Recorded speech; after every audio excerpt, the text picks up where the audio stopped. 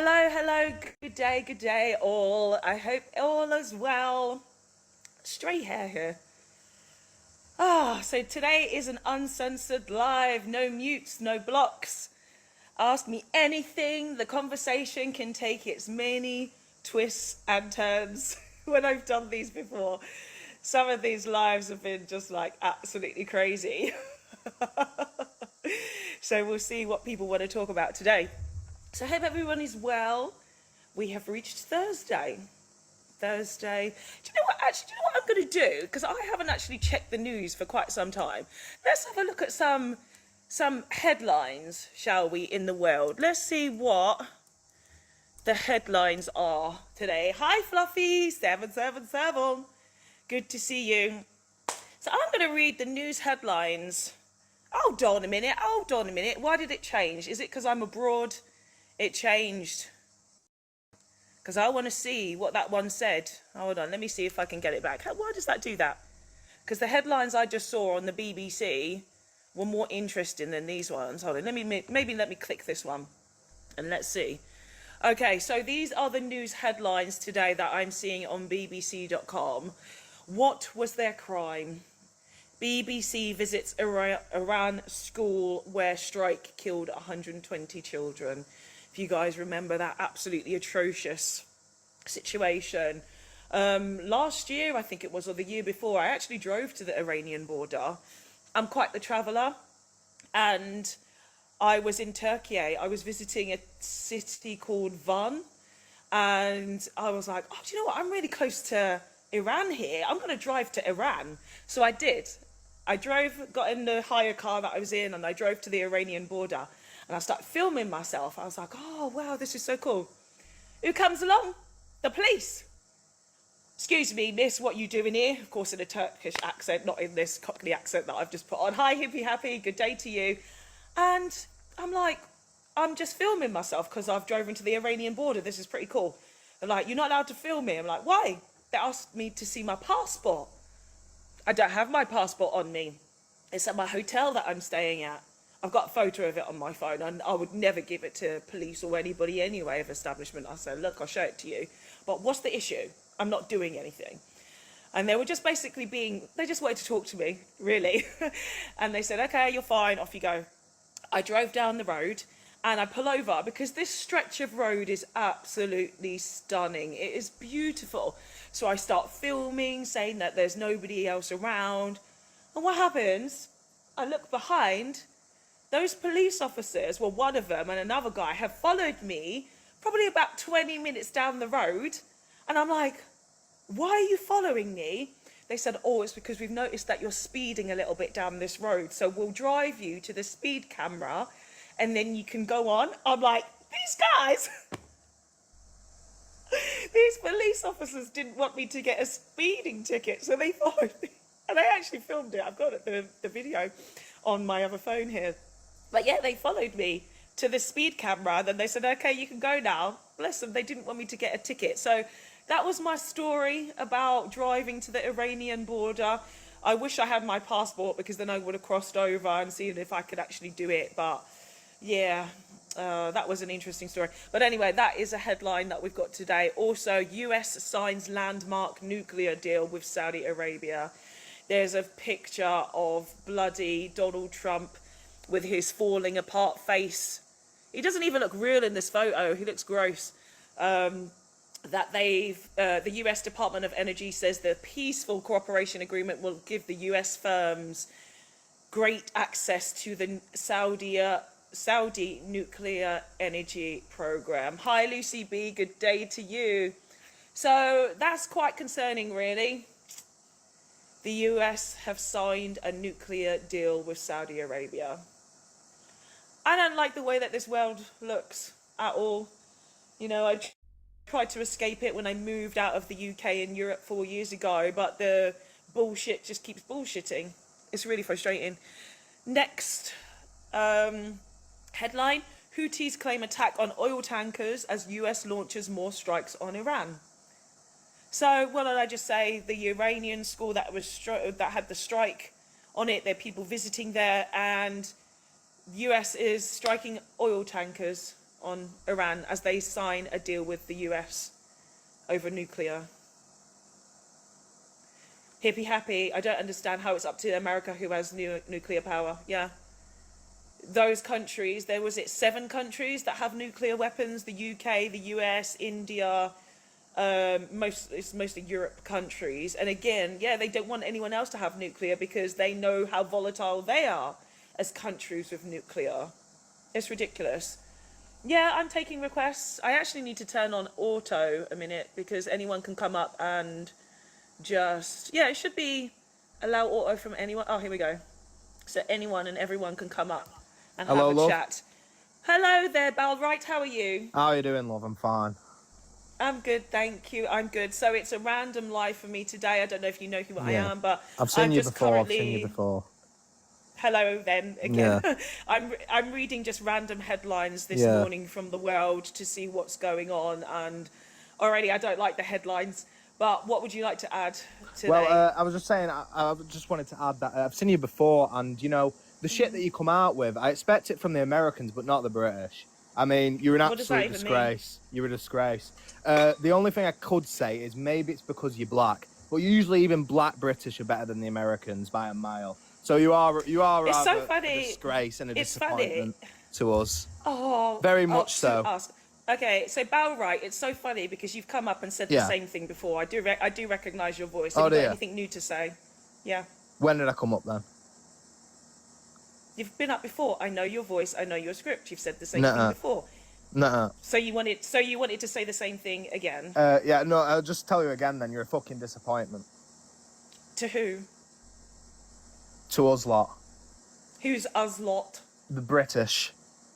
The British. Yes. Why? Because you want me to be a slave and a clone like you are? No. Yeah. What do you mean a slave and a clone? You little muppet. Because you want. See, I'm not being rude to you. I haven't been rude to you once yet. I haven't been rude to you.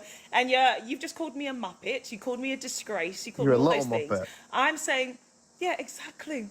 This is you right. as British, and I don't talk like you because I am not like you. I'm not British in that way. I'm not. I mean, look at these comments. YT people. I'm not. So American. You ought to just get on a fucking boat to America. The problem is that you English people are very, very upset and go very to New York City, love. Mam Danny. Very, very emotional. The communist Mam Danny. So Bow Right Clips. I remember what you did last time and what you said last time. Yeah, okay? what did I say then?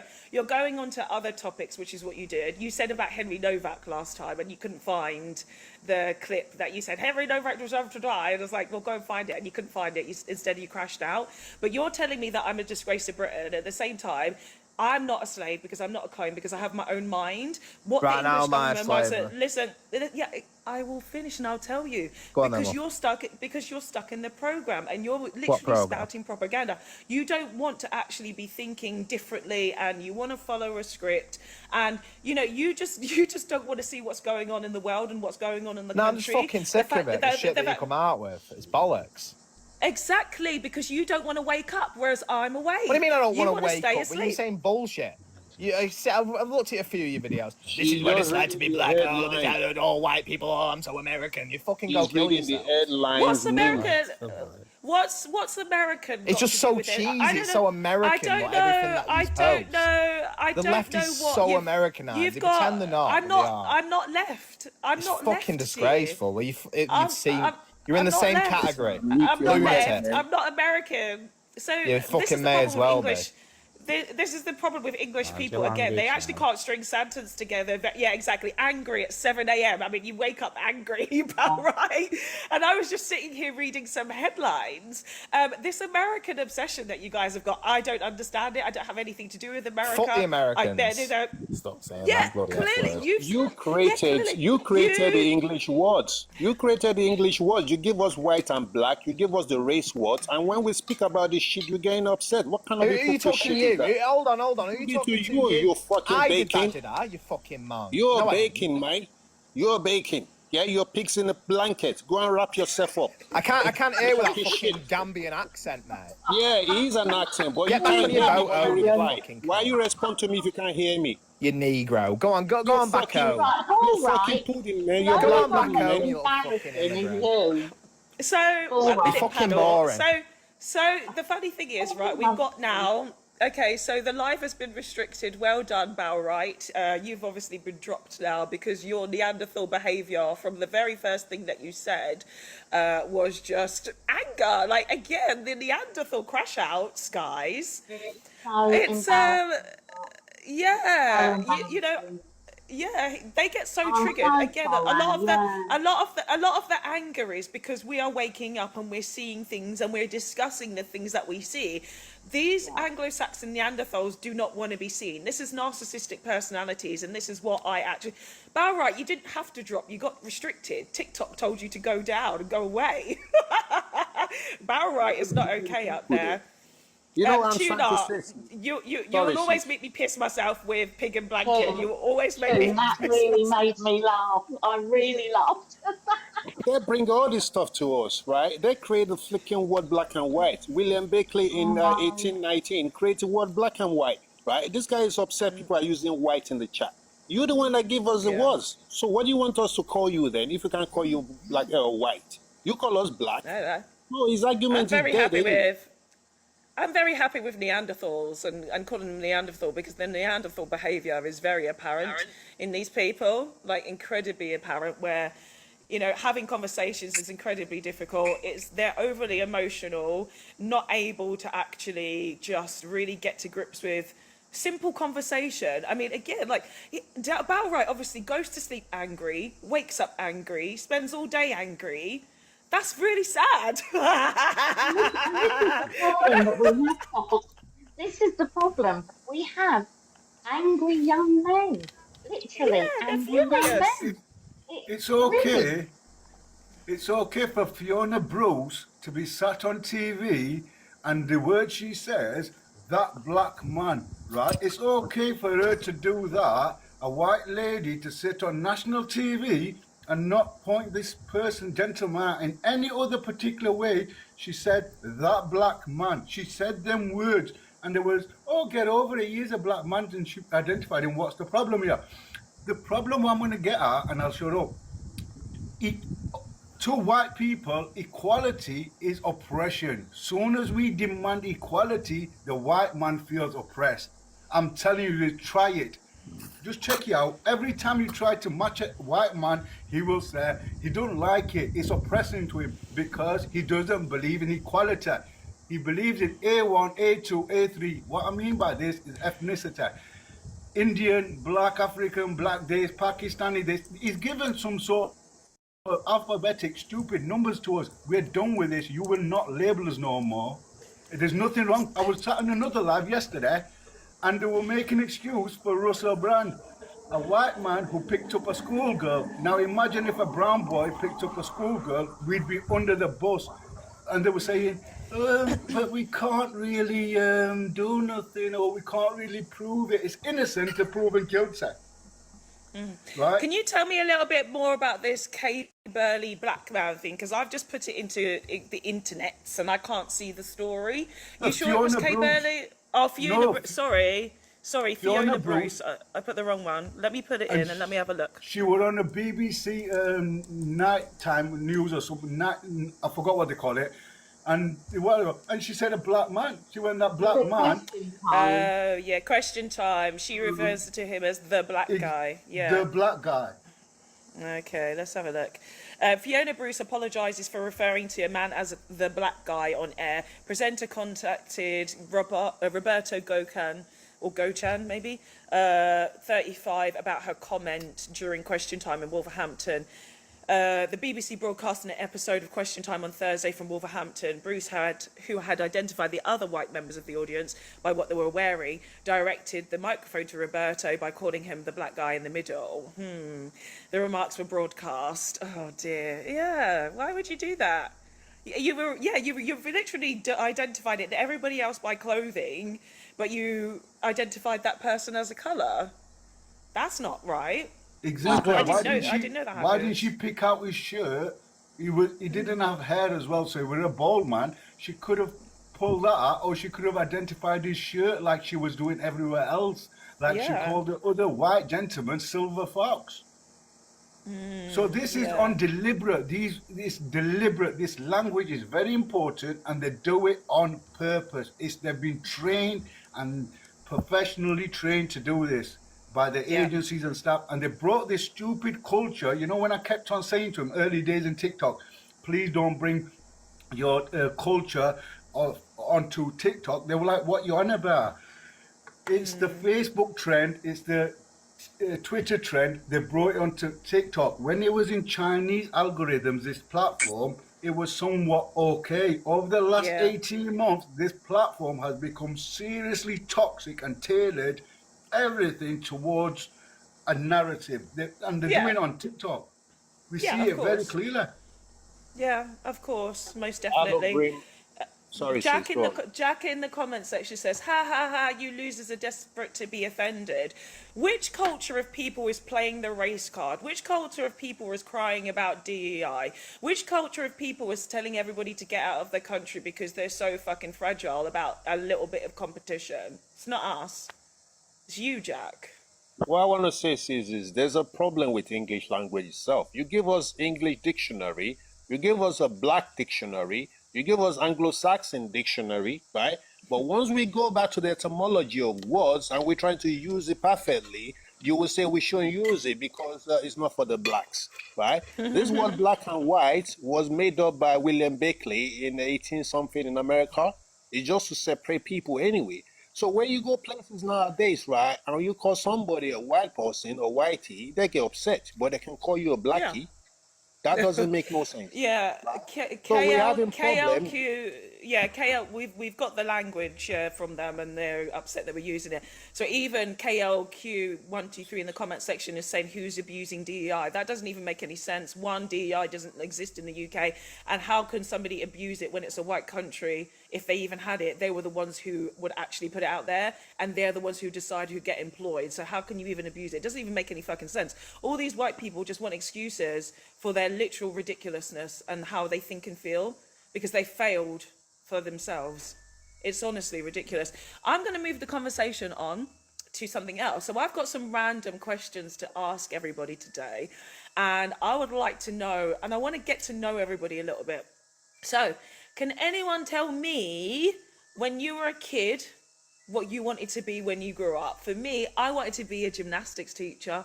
I loved gymnastics. I could do all the flips and the tumbles and the splits and all that lot. And when I looked at my gymnastics teacher, I was like, oh my God, I want to be like her. I want to be like them. So what did everyone want to be when they were a kid? And did you become that thing?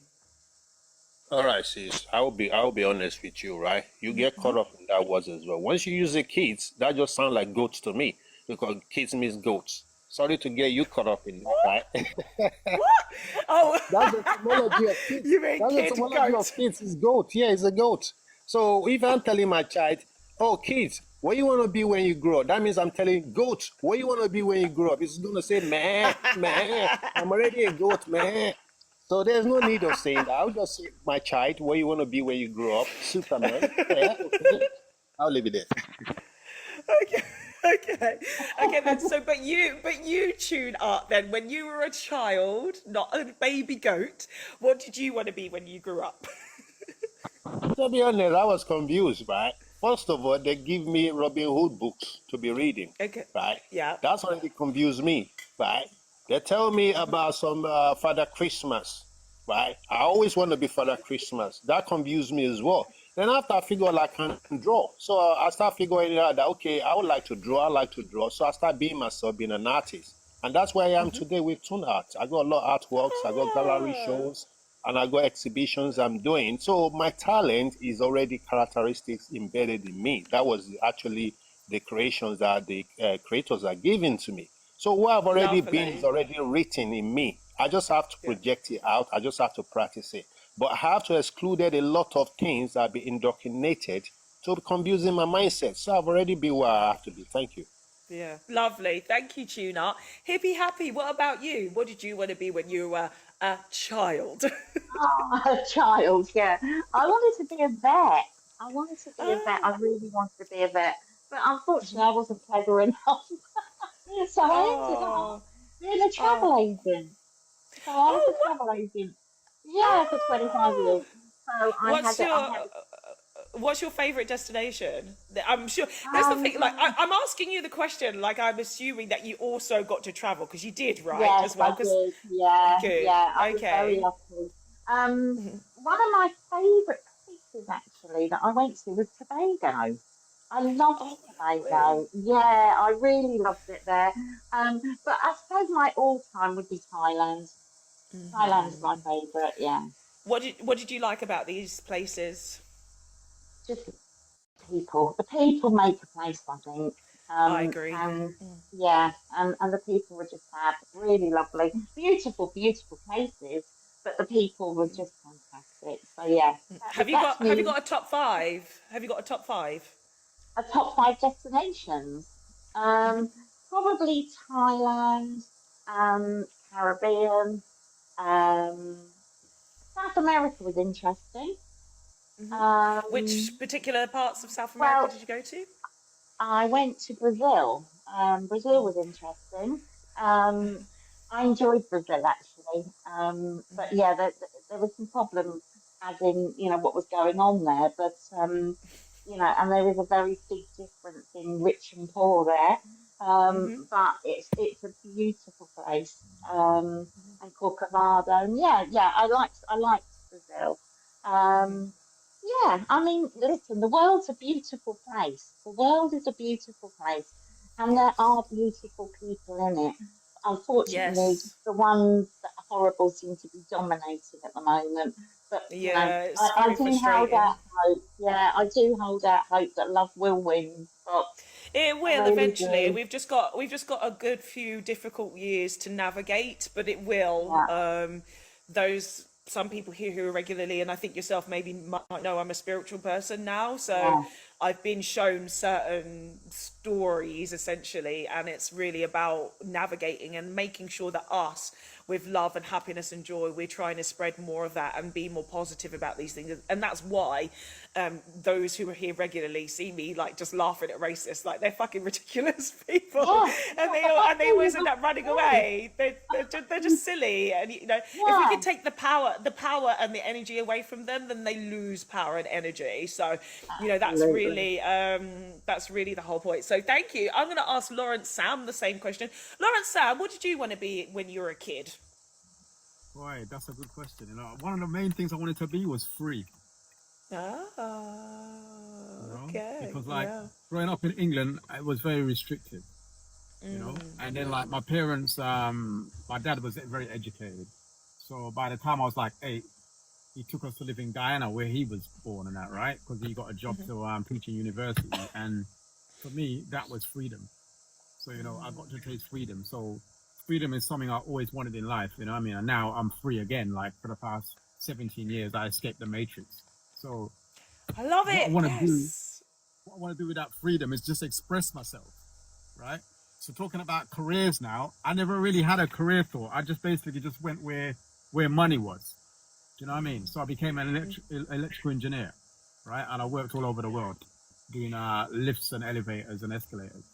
Yeah. And now I'm a herbalist and a natural healer. So that's what I wanted to be. That's what I gravitated to. So Wow, that's that's so good. my time in South America in Guyana, which is like the Caribbean anyway, it's the same thing. Like that introduced me to herbalism and stuff like that, from a very young age. And so like, yeah, that's what I've been doing for the past 20 years. And so I'm I doing love what I that. came here to do, Yeah, yeah, So exactly. I'm You've blessed. literally got the story straight away from what you were. Do you believe in incarnations, reincarnation? Yeah, of course. Yeah, yeah, yeah. I Yeah, believe that. yeah. So And I believe that. in your incarnation, it was like, right, let's get to business with you, Lawrence, straight away. Let's no Like, messing like around. You come in to do nothing, something, get the job done. nothing is new under the sun here. Like, Yeah, wherever I go, I like the beauty of life, right? And I like nature. So, but yeah. everywhere I go, to me, it's like deja vu. Like I've been here already. There's no one could actually grab me and say to me, let's go to this part of the world and see this because this is what's there. I'm like, you know what? If I end up there, I end up there and I'll see that beauty. I lived in Australia for quite a few years, right? And I traveled around Australia in a camper van all over Australia. You know what I mean? Oh no, I'm a camper van girl. I know in my story there is a camper van. In my last life, I believe I was a hippie in a camper van. And in this life, I've been desperate to have one, like really and truly. Even I bought a, I bought a Range Rover, right, last year. And I drove it all the way, like 5,000 miles to the country that I live in now. I didn't get to sleep in it, but when it was on my drive this year, I was like, I'm going to sleep in that. You're not supposed to sleep in the Range Rover because the battery died. So my battery died and then my fuel pump went. Yeah, and I was so annoyed. But I know the universe is just like, Fox, you need to get yourself in an actual camper van. You know you can kit out your Range Rover, right? You can put I know. I know. Right? It's got all the bits and pieces. You can have the whole lot. I know, and I will. But at this point, because the weather kind of dropped down, I think we talked about this last time, didn't we, Lawrence? You said that there's only like 2 months or whatever, you get mostly sun. So when it's the same in where I live, that when it got a bit colder, I was like, yeah, do you know what? I'm going to just sleep in the car. It's going to be so nice because I can open like the roof and I can see the stars and everything. I had my sleeping bag and I got my dog in there and I loved it. But then, because I kept turning the engine on, of course, because these stupid electric cars now, they're like, you need to put more fuel in it. But I wasn't used to that kind of vehicle. I had my other car. My other Mercedes has been absolutely brilliant, but it's too small. I can't sleep in that one. So I'm like, yeah. And then eventually, the bloody thing died. And so it cost me like about £1,500 to get a new battery and a new fuel pump and stuff. And I'm like, oh... But I will one day kit it out and I will have a camper, like a proper thing on the back. I will have eventually one day. So I'm jealous of your story. I'm jealous. Oh, I'm just gonna mute you. I'm just gonna mute you, Cameron, because that's a lot of background noise there. But yeah. When you do that, right? If you do that for a while, like I did it for 5 years, right? And I did it as an accident, right? Like I broke up with someone, and then I just like, you know what? I want to do something different, and that's what I did. Right, and I only meant to do it for a little while, and then I ended up doing it for 5 years because, like, when I did eventually move into some place, right, to live, I got so used to living outdoors that when I went into a house again, the walls was like bugging me out, man. I couldn't stay in a house no more, you know? Yeah, because I'm so used to like, being outside, and every morning I wake up, I can see and hear everything. Now I'm like waking up on these walls. They're like, it dulls your life. You don't realize it until you get out. It's actually true. It's actually true. That's how I felt. I slept in my car, literally on my driveway, by the way. It was like about 4 months or something I slept on the driveway. And when I went back into a house, into a bed, I was like, I don't like this. And even now, actually, it's a good thing. So I sleep out. I've got a terrace upstairs and I sleep outside up on there. So I've got like 2 sort of garden sofas that I've pushed together and I've made a bed in the middle. So I sleep there and I've got a mosquito net that I sleep under. But it's so much nicer, isn't it? Like being out in the elements. This is how we actually slept as humans. Like we slept amongst the elements. We slept like this, and being amongst these 4 walls is just like, yeah, it's fine, but energy, man, because you know you can't. It blocks everything. Like, I hope everybody's got their windows open at the moment. Anyway, if anyone's in like countries with good weather, or I know it's a bit warmer in the UK, I hope you've got your windows open and you're allowing the breeze, if there is one, to flow through. So I hope that. But I'm just going to bring in anti-racist mum. By the way, there's no mutes and blocks, everybody. Everybody can unmute and interrupt and whatever today. So please do just chat. And of course, I'm asking certain questions as well. And anti-racist mum, I've seen you come up a few times and I don't know if you've got a signal issue. So I'm going to ask you the same question. Yeah, Wi-Fi issues. Wi-Fi problem. Thank you, Kerry, for the compliment in the chat. I appreciate that. So anti-racist mum, what did you want to be when you were a child? What did you want to be?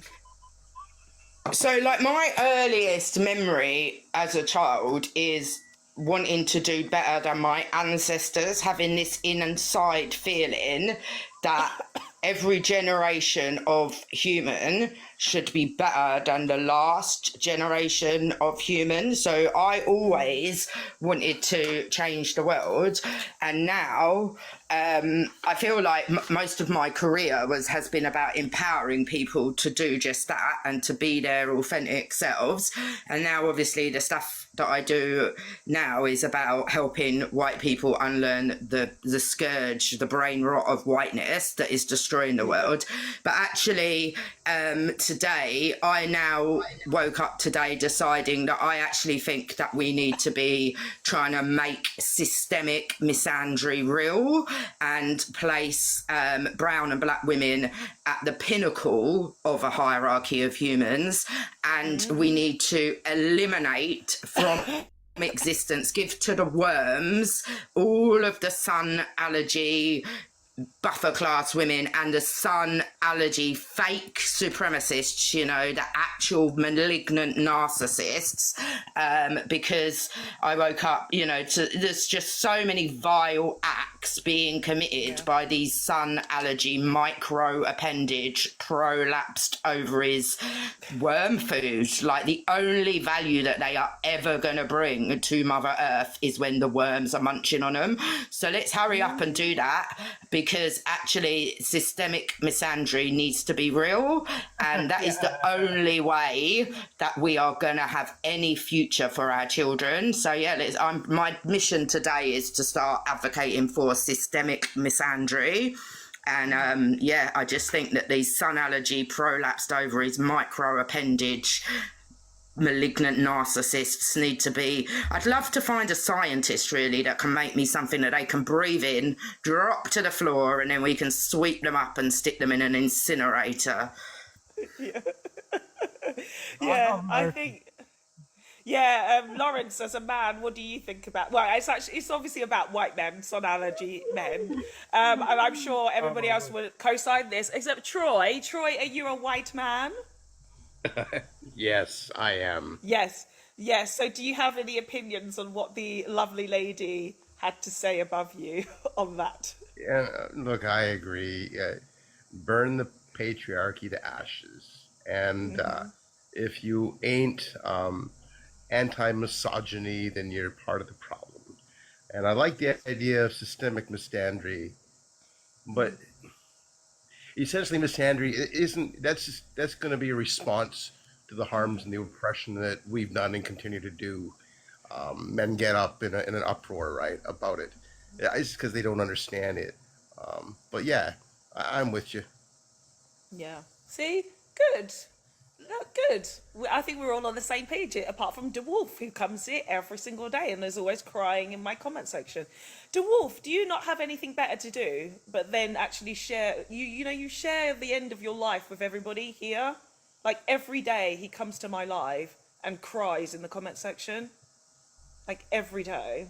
He doesn't really do anything else. I don't know if he has any other existence. Clearly his profile picture is not himself. He's, yes, you do come here every day. He needs to hurry up and become worm food. Yeah, exactly. And the reason I use systemic misandry is because actually when these little pathetic prolapsed ovary crew cry about misandry, it's a declaration of their arrogance, their entitlement, their allergy to truth, their allergy to accountability, and their complete lack of integrity. Yeah, exactly. Exactly. It is just, I don't know. I don't know.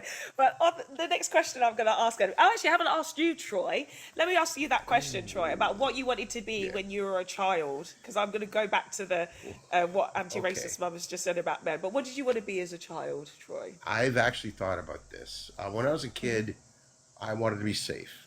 I also wanted to be free, like the other guy was saying. And so because of that, I wanted to have strength, but I wanted to be a superhero.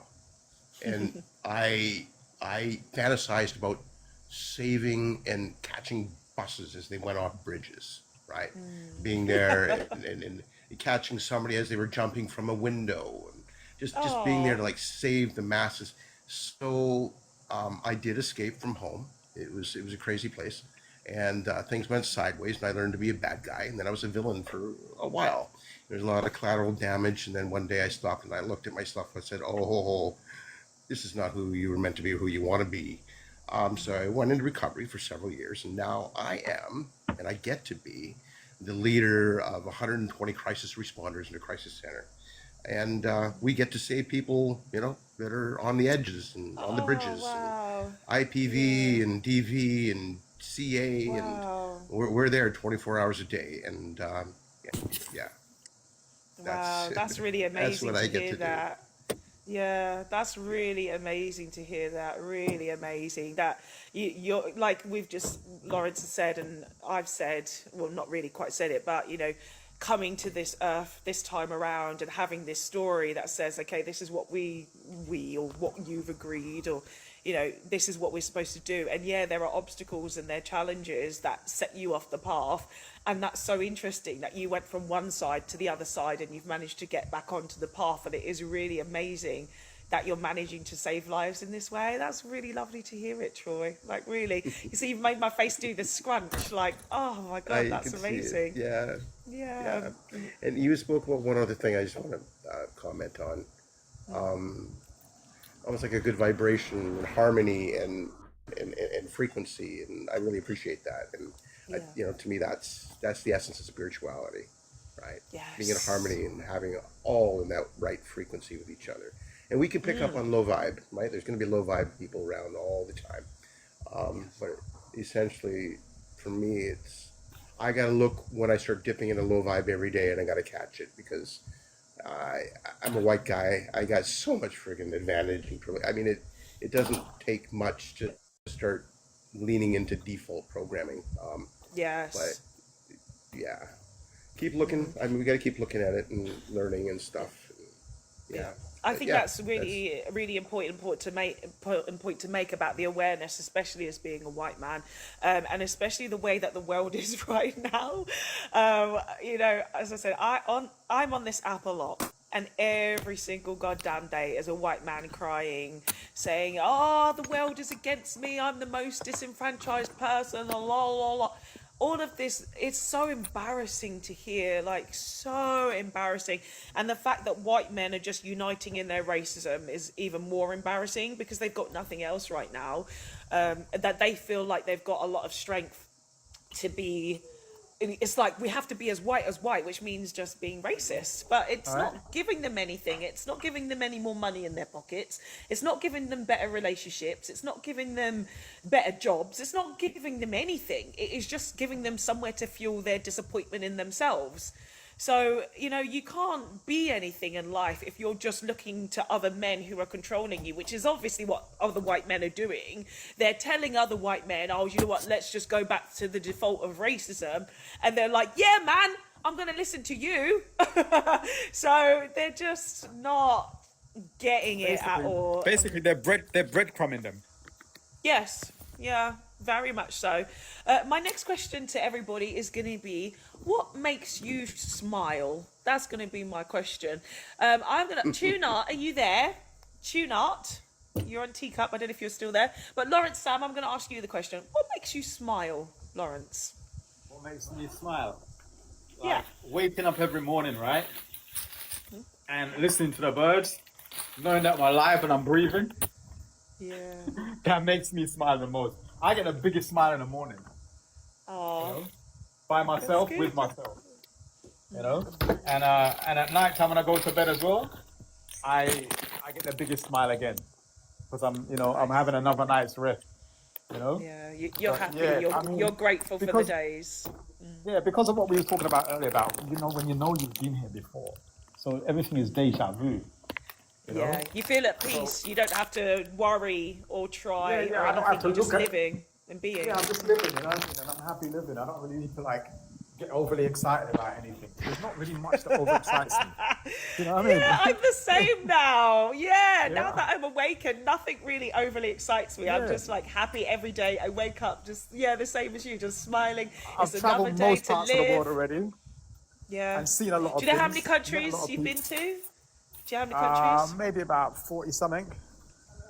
You got catching up to do with me. I think I'm like 56 or something, like 56 or 57. But that's it. Once the universe opens you up this story, there are no boundaries anymore, are there? It's like you can go wherever you want, you can be whoever you want. Just appreciate every single day and live. And yeah, that's good. I'm glad. I'm so glad you have that story.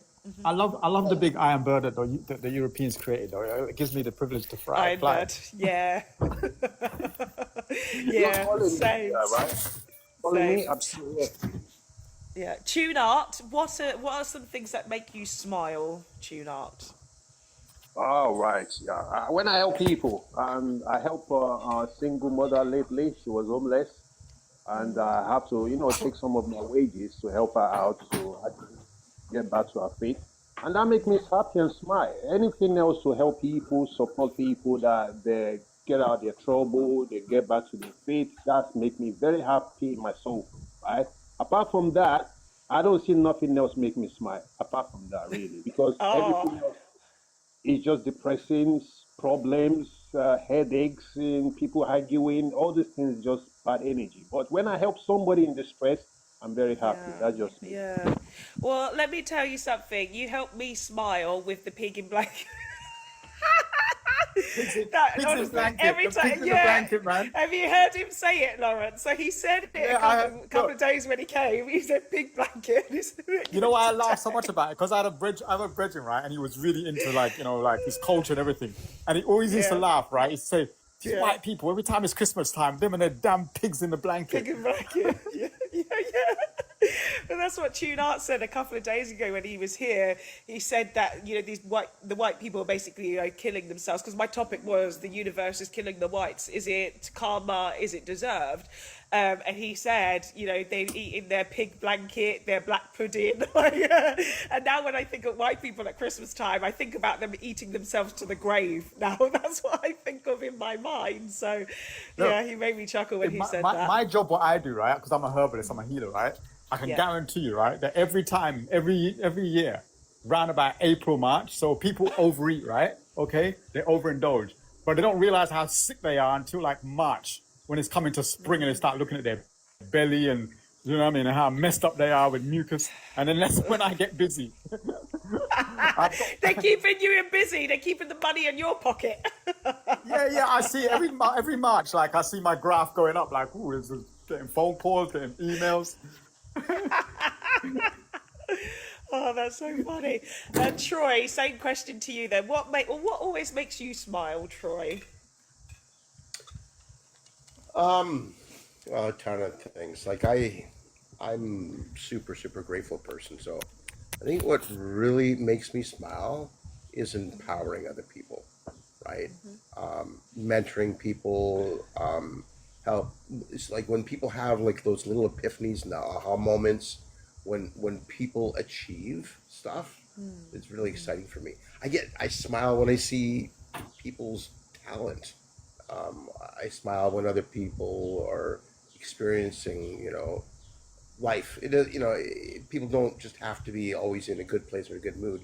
I just really love people, and I smile when I look on people because I see, a lot of people see the shit. I see the stuff that got Yeah. them to the shit, and just being there, and the fact that we can have that opportunity to sort of support other people. That makes me smile. And yeah, that I'm grateful. And every day I wake up, I'm just like, lucky to be who I am, do what I do, learn what I learn. I did want to comment on the white people thing. Um, we are inherently avaricious and also very defensive in the place that we want to hold our position, Say even though that we word again. I've deny never heard that word before. What do you say? Avaricious. avarice. Oh, I It's don't know that word. What greed. does that mean? Greed. Well, it's overt greed and oppression and taking, so that you can build your pile at the expense of other people's piles, right? Okay. So that's. But we're also like super insecure, but don't want to admit it. When you get to the place where you can be accountable, that might start to change. But to be accountable, you have to have empathy and kind of think that, and actually, no, I'll say it straight up. White people have this ability to lock away certain parts of empathy, right? For other people, it's lacking. I think it can be developed. I think it can be learned, but it takes a lot of intent. Yeah. Yes. So yeah. Yeah. Thank you, Troy. Anti-racist mum. What kind of things would you say that always makes you smile? Are you there, my dear? One thing. Yes. There's one thing. My daughter. It's the incineration. These Oh, I was days. gonna say. I thought it was gonna be the incineration of man, like the idea No, of I it. do, that makes me chuckle thinking about inflicting harm on sun allergy males, prolapsed ovary males. That does make me smile. Keeping me consistent, it's my daughter.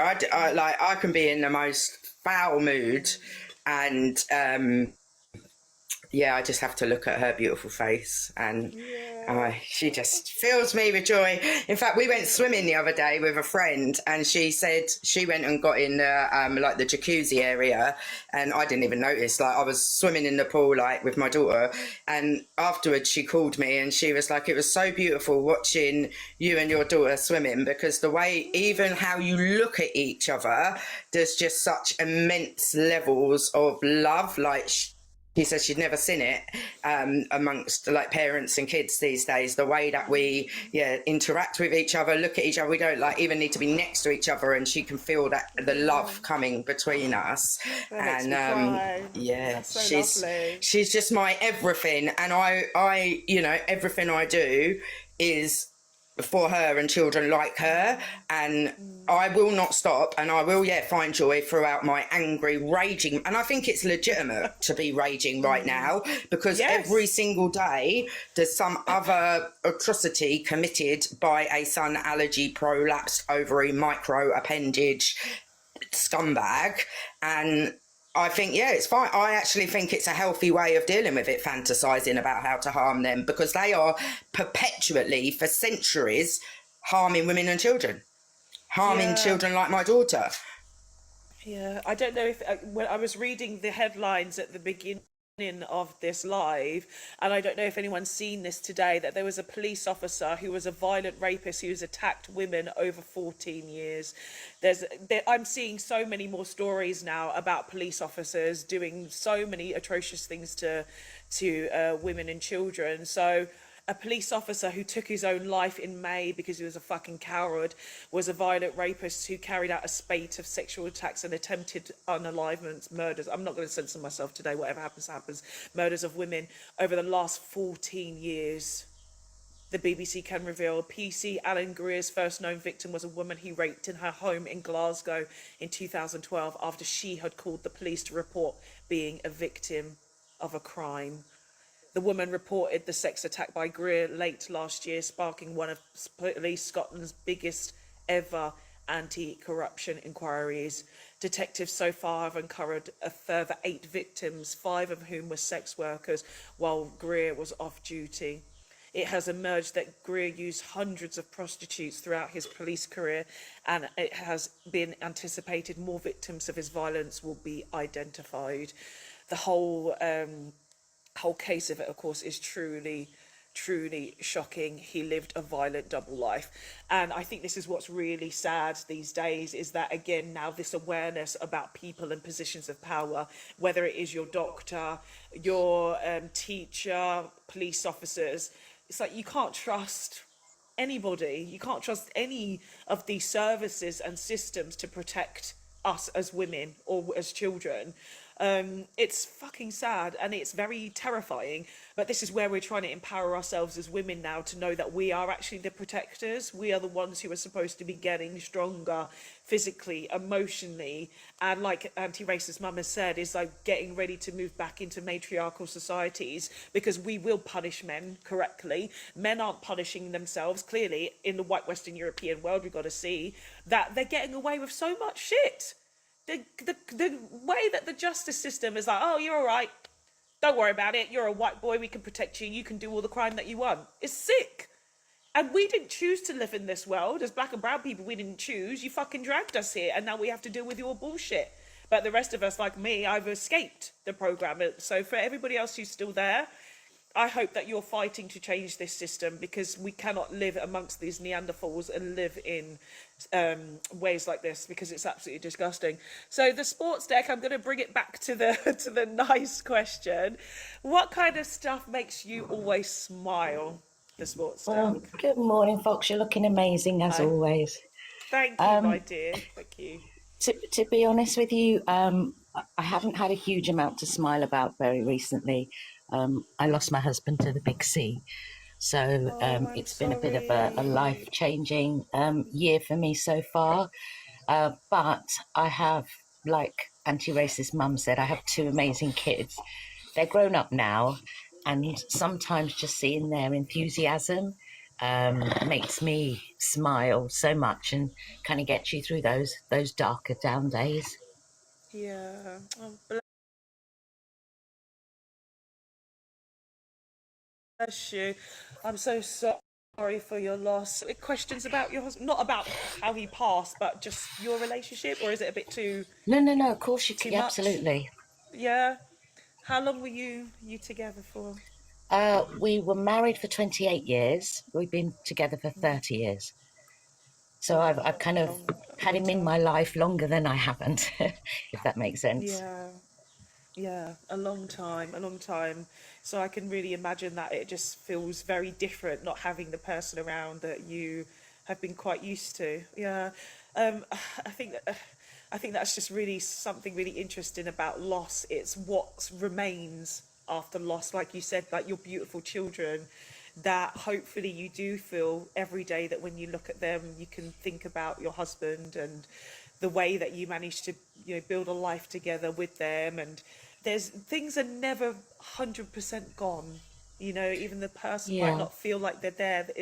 There's still things that remain, and you have memories, and you have the home that you built together, and like you said, with the children. And I've not personally lost anybody. I've lost some pets, and I've lost my grandparents. I don't have any grandparents left now. But the thing that gives me comfort sometimes is like when I close my eyes and I remember the good things, and I try to feel as grateful as I can that I got to experience, because these things they're also blessings, aren't they? Because we could have gone through life without ever meeting these people or never having them in our lives at all. But the universe said, you know what, I'm going to match you with that person. I'm going to make sure that you get to be in that person's life, and you get to enjoy, and you get to love, and you get to hug, and you get to have all these beautiful emotions come out. Because like you said, like we all know, the world is not a very nice place a lot of the time. So when we have people that come to us as a blessing, that's a gift. It really is. It's a gift. And I think, going through this loss, it really makes you appreciate what you have, and hold it to you a lot tighter than you probably did prior to having a loss or something like that. I appreciate the little things that I really, really took for granted. And I think it's given me an awakening in a different way, an awakening because I have to figure out what the heck I'm going to do, but also an awakening because that appreciation of the small little things, and it has that's kind of the positive side, I think. If you can take a positive out of a loss, it's having more of an appreciating of the little things that you absolutely 100% took for granted prior.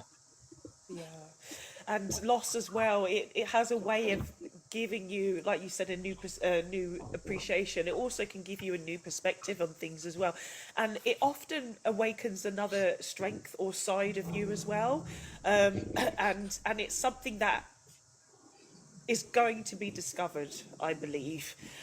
Sometimes it takes a little bit of time to kind of find that strength. And it's like life. It is, it's a flower, isn't it? And then there's different layers, and there's different bloomings that happen in us as people. There's different stories that we need to uncover, different chapters in our book. And there's a lot more. So thank you so much for sharing that, Sports Deck. No, thank you. Yeah, Troy, you did unmute. I mean, you deal, I think, with loss and things like that. Troy, is there anything that you wanted to add on that front? There's nothing more that I can add because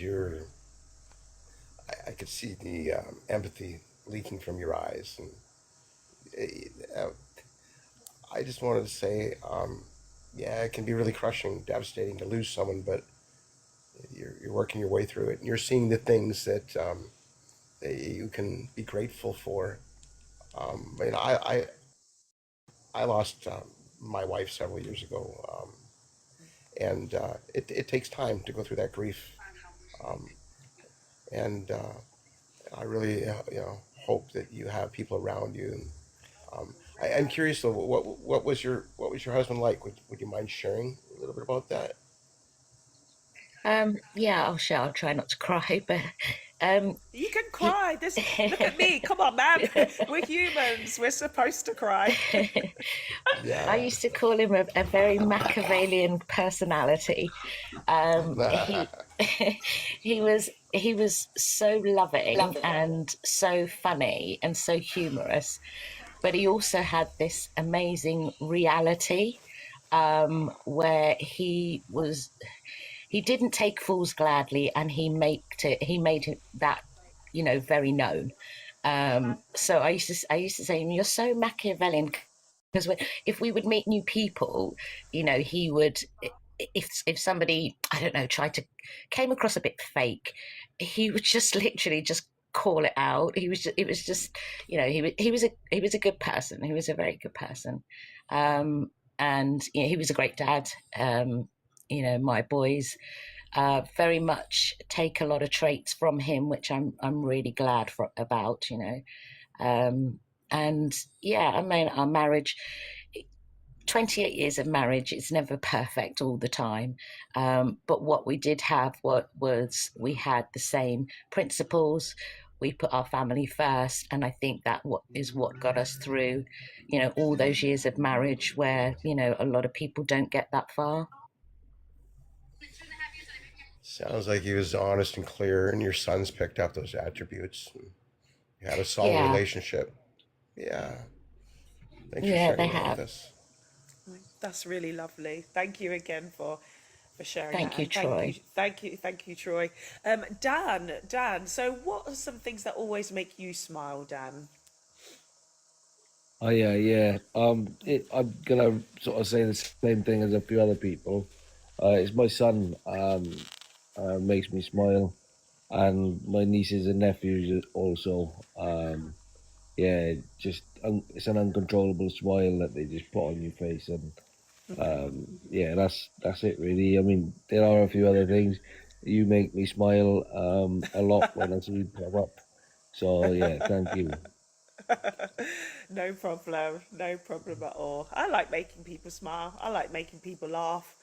I like, yeah, life is tricky as it is, but as positive as we can try to be sometimes, it just helps us to make every day a little bit easier. Yeah. So that's why I try to bring my sense of humour to this platform, because I think it's very much needed. It's very needed. Lawrence, what kind of things, well, what always makes you smile, Lawrence? What makes me smile? Children. Watching children play just reminds me of my own childhood. Do you know what I mean? Even though they're playing a bit different than the way I used to play. Do you know what I mean? The things that Yeah. make them happier, the things that make them happy are totally different to the things that made me happy. Like I used to be happy like stealing the toilet roll from the toilet and then just like hanging it off the balcony and letting it float away. That was enough for me. You know what I mean? Yeah. Yeah, but like, you know, I think like the most thing that's making me happy right now is like living in a time where it looks chaotic, but at least it's in transition. Do you know what I mean? Where there was a time when I Exactly. was growing up when it just looked like total despair. Like, is this ever going to end? Do you know what I mean? Am I going to ever see any changes? And now, as you can see, we're seeing changes because, a lot of the Caucasians are going mad. They're really angry. Yeah. You know what I Yeah. mean? Yeah. And like Exactly. that makes me laugh a lot watching them being angry. Do you know what I mean? Because they've had so long on the planet, right, to like fix things and get things right and to recompense, you know what I mean, and just and just move on and let us all be one happy family. But like they're digging their heels in, you know what I mean? It's like a rabid dog having his last day. Do you know what I mean? Yeah, Yeah. exactly. So It's the crash out. We're seeing the Neanderthal crash out, and yeah, I and that think makes me it'd be laugh. here. That's actually quite funny. Do you know what I mean? That was kind of going to be my answer, because I haven't answered the question myself as well, but that was going to be my answer, because there's a reason why I have these accounts now, because it was literally harassing my mind. So as part of my spiritual awakening, they've literally put this information in my head, like, you have to talk about English people, you have to talk about the white Western European, and it was harassing me every single day. I'm like, I don't want to, I just want to move to this other country, and I want to retire. That's what I literally wanted to do. I wanted to relax and live and enjoy the sun, but the thoughts would not go away. But now, when I do, I'm the same, Lawrence. I'm laughing. I'm just like, this Yeah. is ridiculous. Like, and it's so funny to see them. It's And like I said, comedy. I'm laughing at it. Is comedy. I'm laughing every day at their silliness. If you were here, the very first person who came up, he was angry. Like, for what? Nothing even Yeah, I heard a happened little yet. bit of it. Yeah. Yeah, Their anger nothing now, even their anger now happened. doesn't have any. Their anger now doesn't have any intelligence to it either, does it? It's just like, just blurting madness, like you say, just crashing out, and that's what's Yeah. hysterical. It's Yeah. not. There's nothing intelligent about them at all anymore. You know what I mean? It's like, No. because they're so angry now that because people coming from all over the world to Europe and they're bringing education. They're not just coming with bags, empty bags. They're coming with education. And these people in England and everywhere, they're not educated. Do you know what I mean? They're not at all. And they Yeah, so think they're they losing the are. plot. And they always keep telling everybody, and they keep doing this a lot, isn't it? At the moment, their favourite words are, I'm talking to a low IQ person. Everyone else is low IQ, as they're talking like this. Like as if your colour is what makes you get a better IQ. Do you know what I mean? It don't do nothing for you unless you go to school and learn. Do you know what I mean?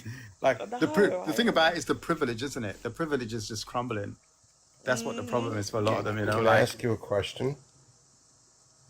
Yeah, Troy, go ahead. Honest, yeah. So yeah, it's absurd. It's hilarious and laughable, right? But does it ever get to a point when people are coming in here and they're so friggin' vicious and unloading this, pile of crap? Does it ever land on you and it feels shitty, right? Or are you able to always protect yourself? And if you are able to protect yourself, how do you do that? For me, I mean, anti-racist mum, she's still on the panel. I have moderators here. So generally, and this is why the prompt is uncensored today. So generally, there's a lot of protection in this space. And because I'm a spiritual person, sometimes it does spill over into the spiritual world for me too. So I have to do cleansing, and I cleanse my house. And this is stuff I never used to believe in, by the way, until 2 years ago, where things started to go crazy for me, which was also pushing me to speak more about English people and the construct of whiteness. So I generally have very good protection, and then it just floats off me, it just slides off me.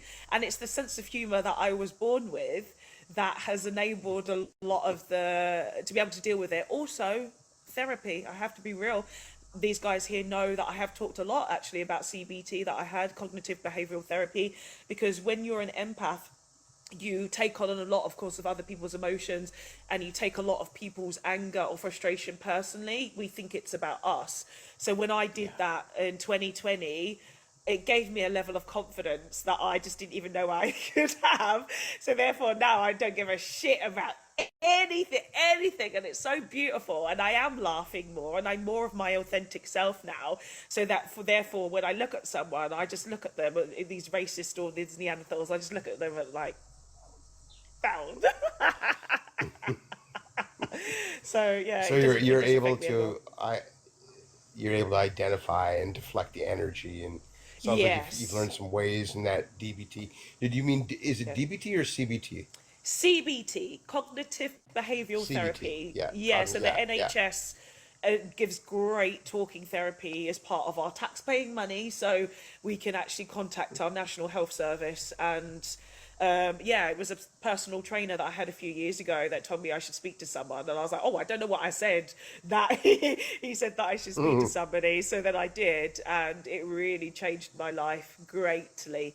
And I recommend it to anybody anyway. Therapy is a good thing for every single person on this planet, because we all have got some kind of baggage or some kind of negative story in us that we do need to kind of figure out how to Generational trauma, all that stuff.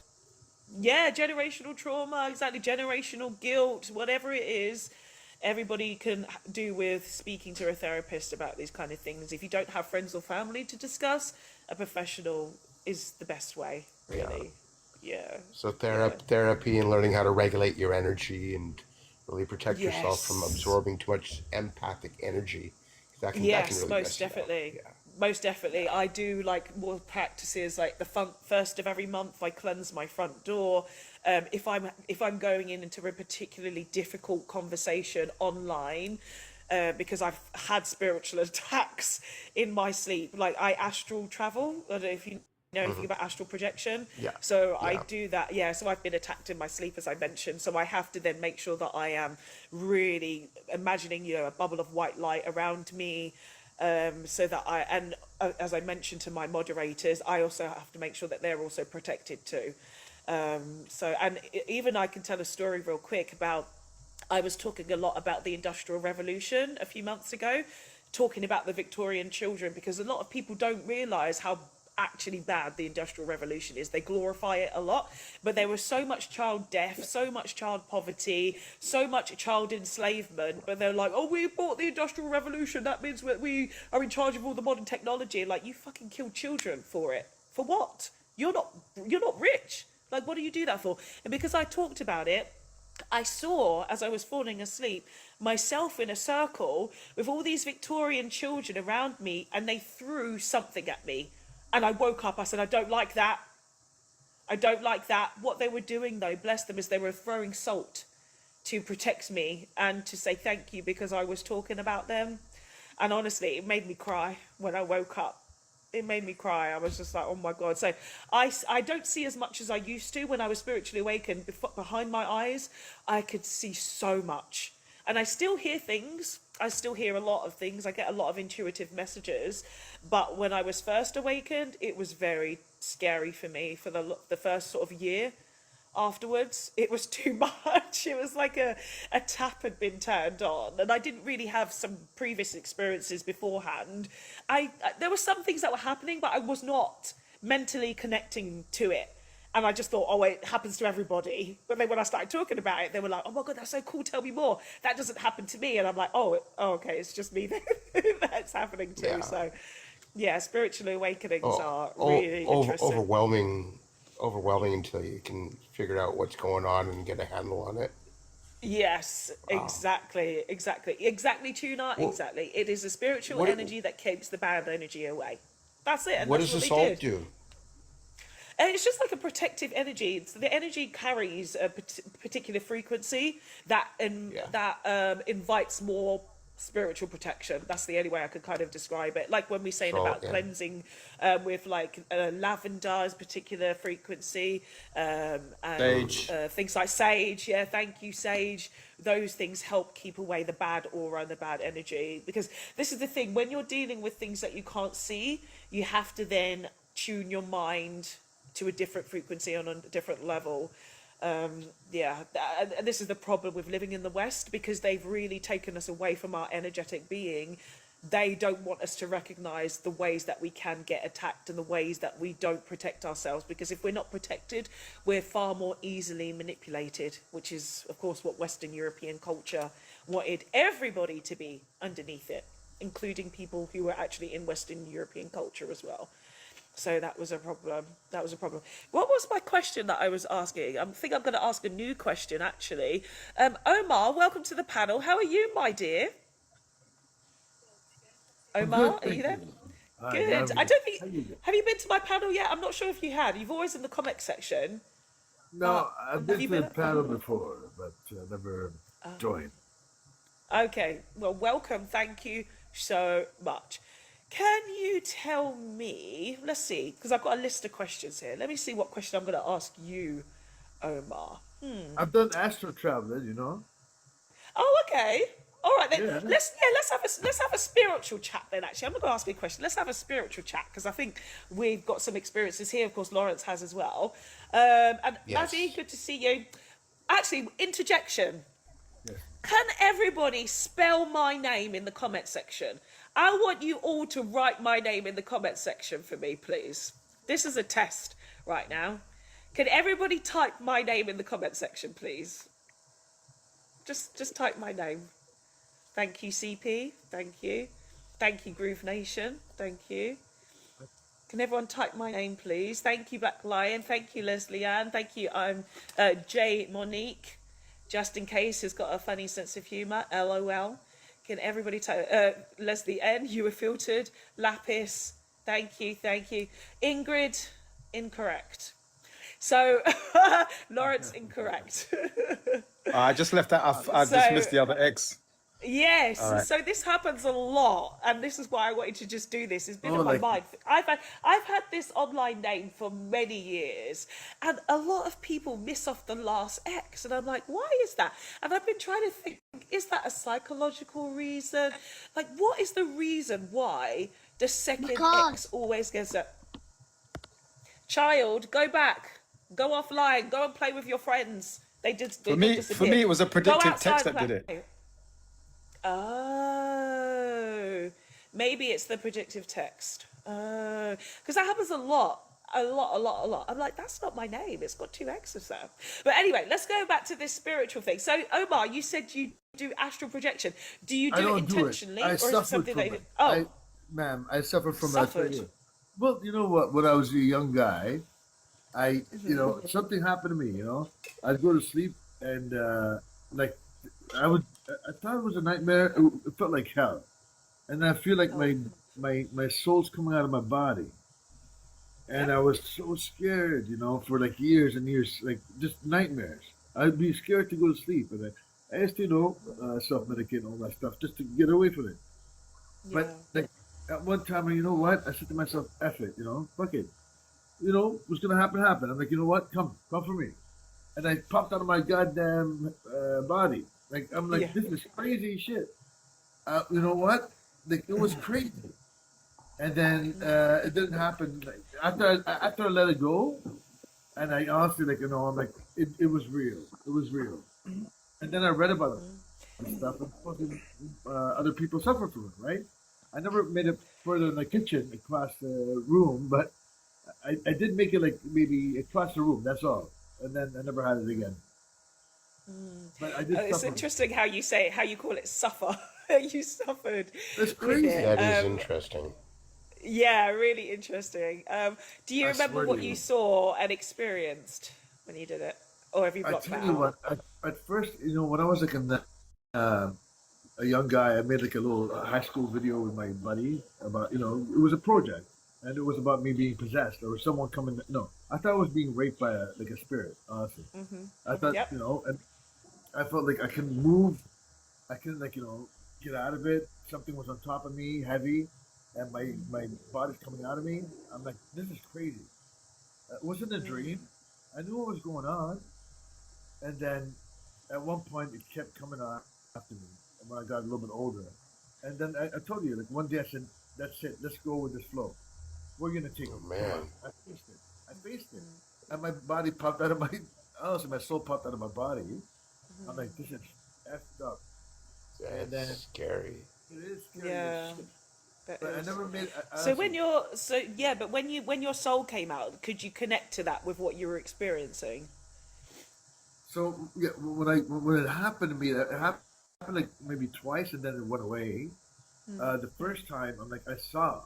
I'm like, okay, am I dead? I'm like, maybe I passed away, maybe. Yeah. Yeah. And I saw. Yeah. And then I'm like, oh, this is crazy. And then I read a friend of mine was like telling me shit about things like that. He's like, Omar, this is superpower. I'm like, yeah, get out of here, buddy. I'm like, yeah, you go like How old were you, Omar? This was like, I suffered this for a long time, buddy. Yeah, but I think I was like maybe in my 30s when it went away. I used to sleepwalk when I was a kid. I used to, like, my parents would go on, this guy's possessed. I used to talk languages and shit. Like, oh, you do. You probably did speak light language. Are you familiar with light language? I don't know. My parents said Light this language guy. or tongues. Yeah, or tongues. Yeah, when I was first awakened, I started speaking the language as well, and it was so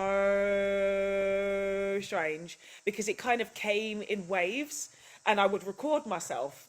And I'd be like, what is this? And then sometimes I would get a translation for the language that was coming out. I haven't actually spoken much about actually this other language that was coming through me. But I have recorded something, and I did put something on my YouTube channel. I've got another YouTube channel that I mentioned this. And it's really interesting, this other code. And that's the thing, like, there are, what is it, 5,000 languages on this planet? I can't remember. And this is just another one. So the more that you actually embrace these things, the less we should try to be afraid. But fuck, I don't believe in this stuff, by the way. Hold on. Sorry to disturb you. Why? It's happening to you, though. Why don't you believe in it? When I was very young, like, even before anything, my parents thought I was possessed. Like, I used to, like, wake up in the middle of the night, walk around and, like, speaking a weird thing. It's just, like, gibberish. But why don't you believe in it? It happened to you, and they told you it happened to you. So what don't you believe? Because I still don't believe in it. I don't know. I mean, it happened to me, but I just don't believe in this stuff. Like, it's you're obviously very detached from it, and I find this definitely is more difficult for men to accept. Like, women find it easier. I don't know if you believe, or if anyone here believes it. Lawrence, I'm sure you probably do, right? Masculine and feminine energy.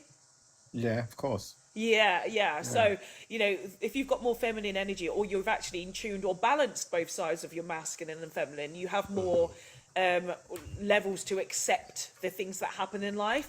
If a man, or actually even a woman as well, has not really balanced their masculine energy enough, they find themselves stuck in the old program and dismiss a lot of experiences, even though it's just happened to you and the universe is telling you something. You're still like, no, it didn't happen. I didn't say it. I don't accept it. But it's, you know, it's very connected to your past life, right? Because in your past life, what were you, a male or a female? Yes. You know what I mean? So you could be in a male body, but female principled. Yeah. I'm gonna reveal one more thing. It's embarrassing, but you guys are gonna laugh at me. I think I was bitten by something. When I lived in the south of France, I used to live in Nice, right? Something happened to me, and I swear to God, I woke up the next day. There was a bite mark on my wrist, and I started growling like I thought I was possessed, like a wolf, and it never left me. And I don't tell people that. So what am I supposed to say to people? Have you actually like read or looked into any of this stuff, like parallel lives and past lives, like Lawrence said? Have you read anything about this? So I met this Russian guy in Nice. I used to have an internet cafe in the south of France, and this Russian guy, like, this is Omar. You know, you're nuts. And I did have this energy about me. And he's like, Omar, I want to help you. And he like maybe like not maybe he like said, how about we do this? Let's get it out of you. I did ayahuasca, and and this stuff. A lot of things came out of me, and I don't know, but I don't want to believe in it. But I think I have things inside of me. Like, I still have the mark on my wrist where something bit me. I was growling. I still growl, by the way. You could have parasites.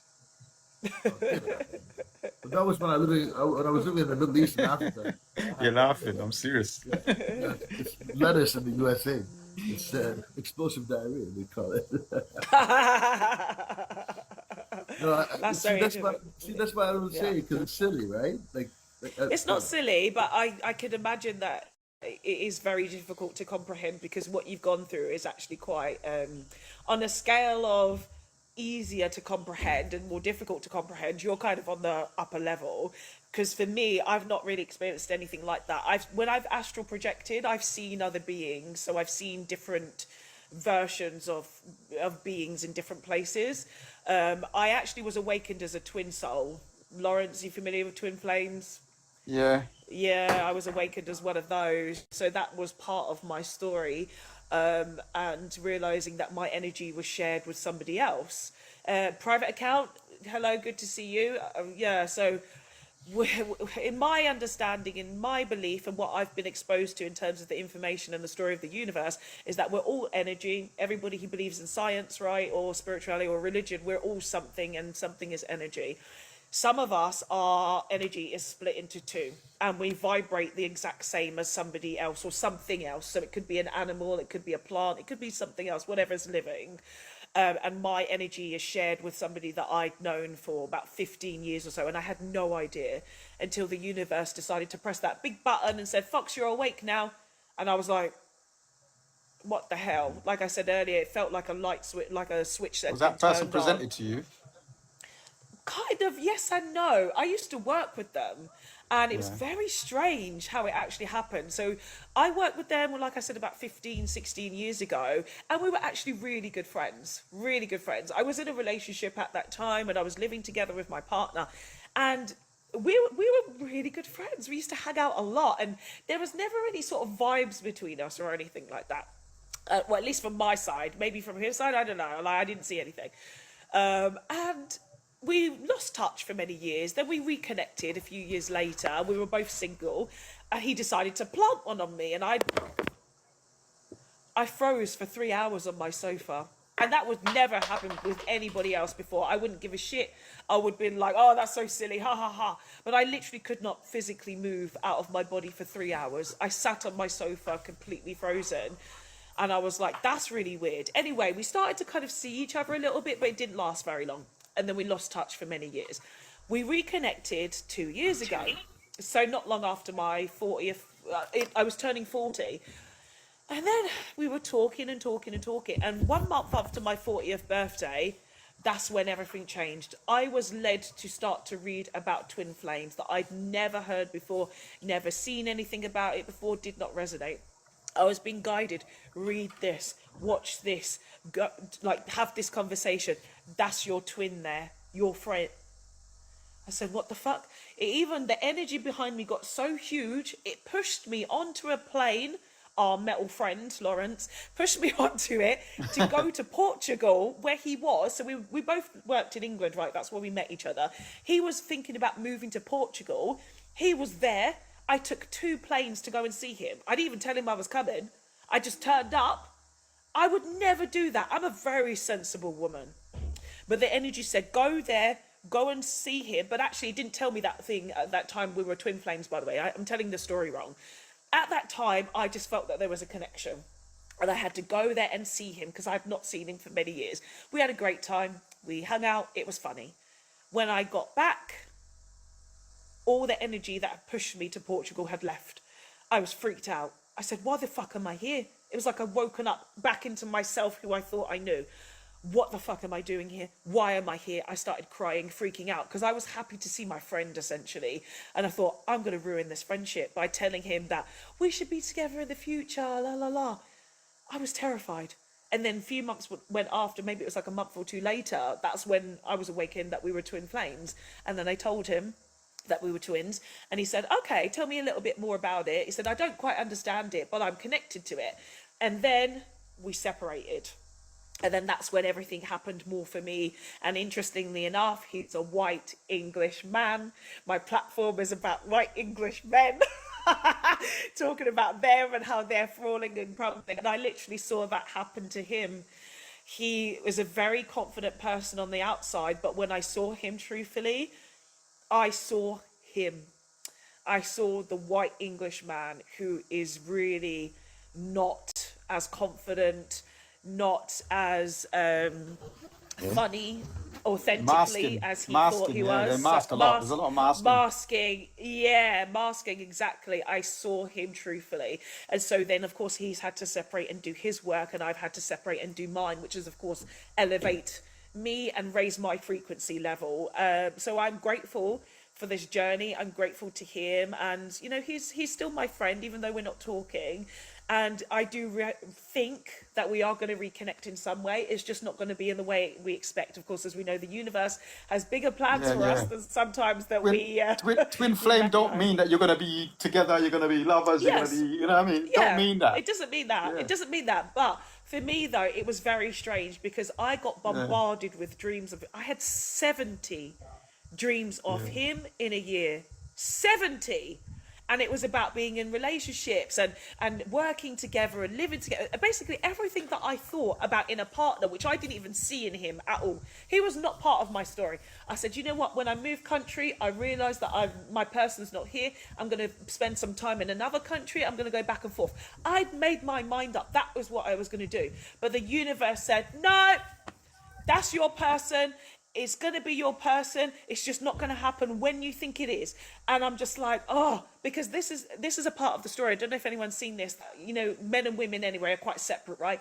And women are elevating. They're focusing more on their career, on self-love, la, la, la, la, la.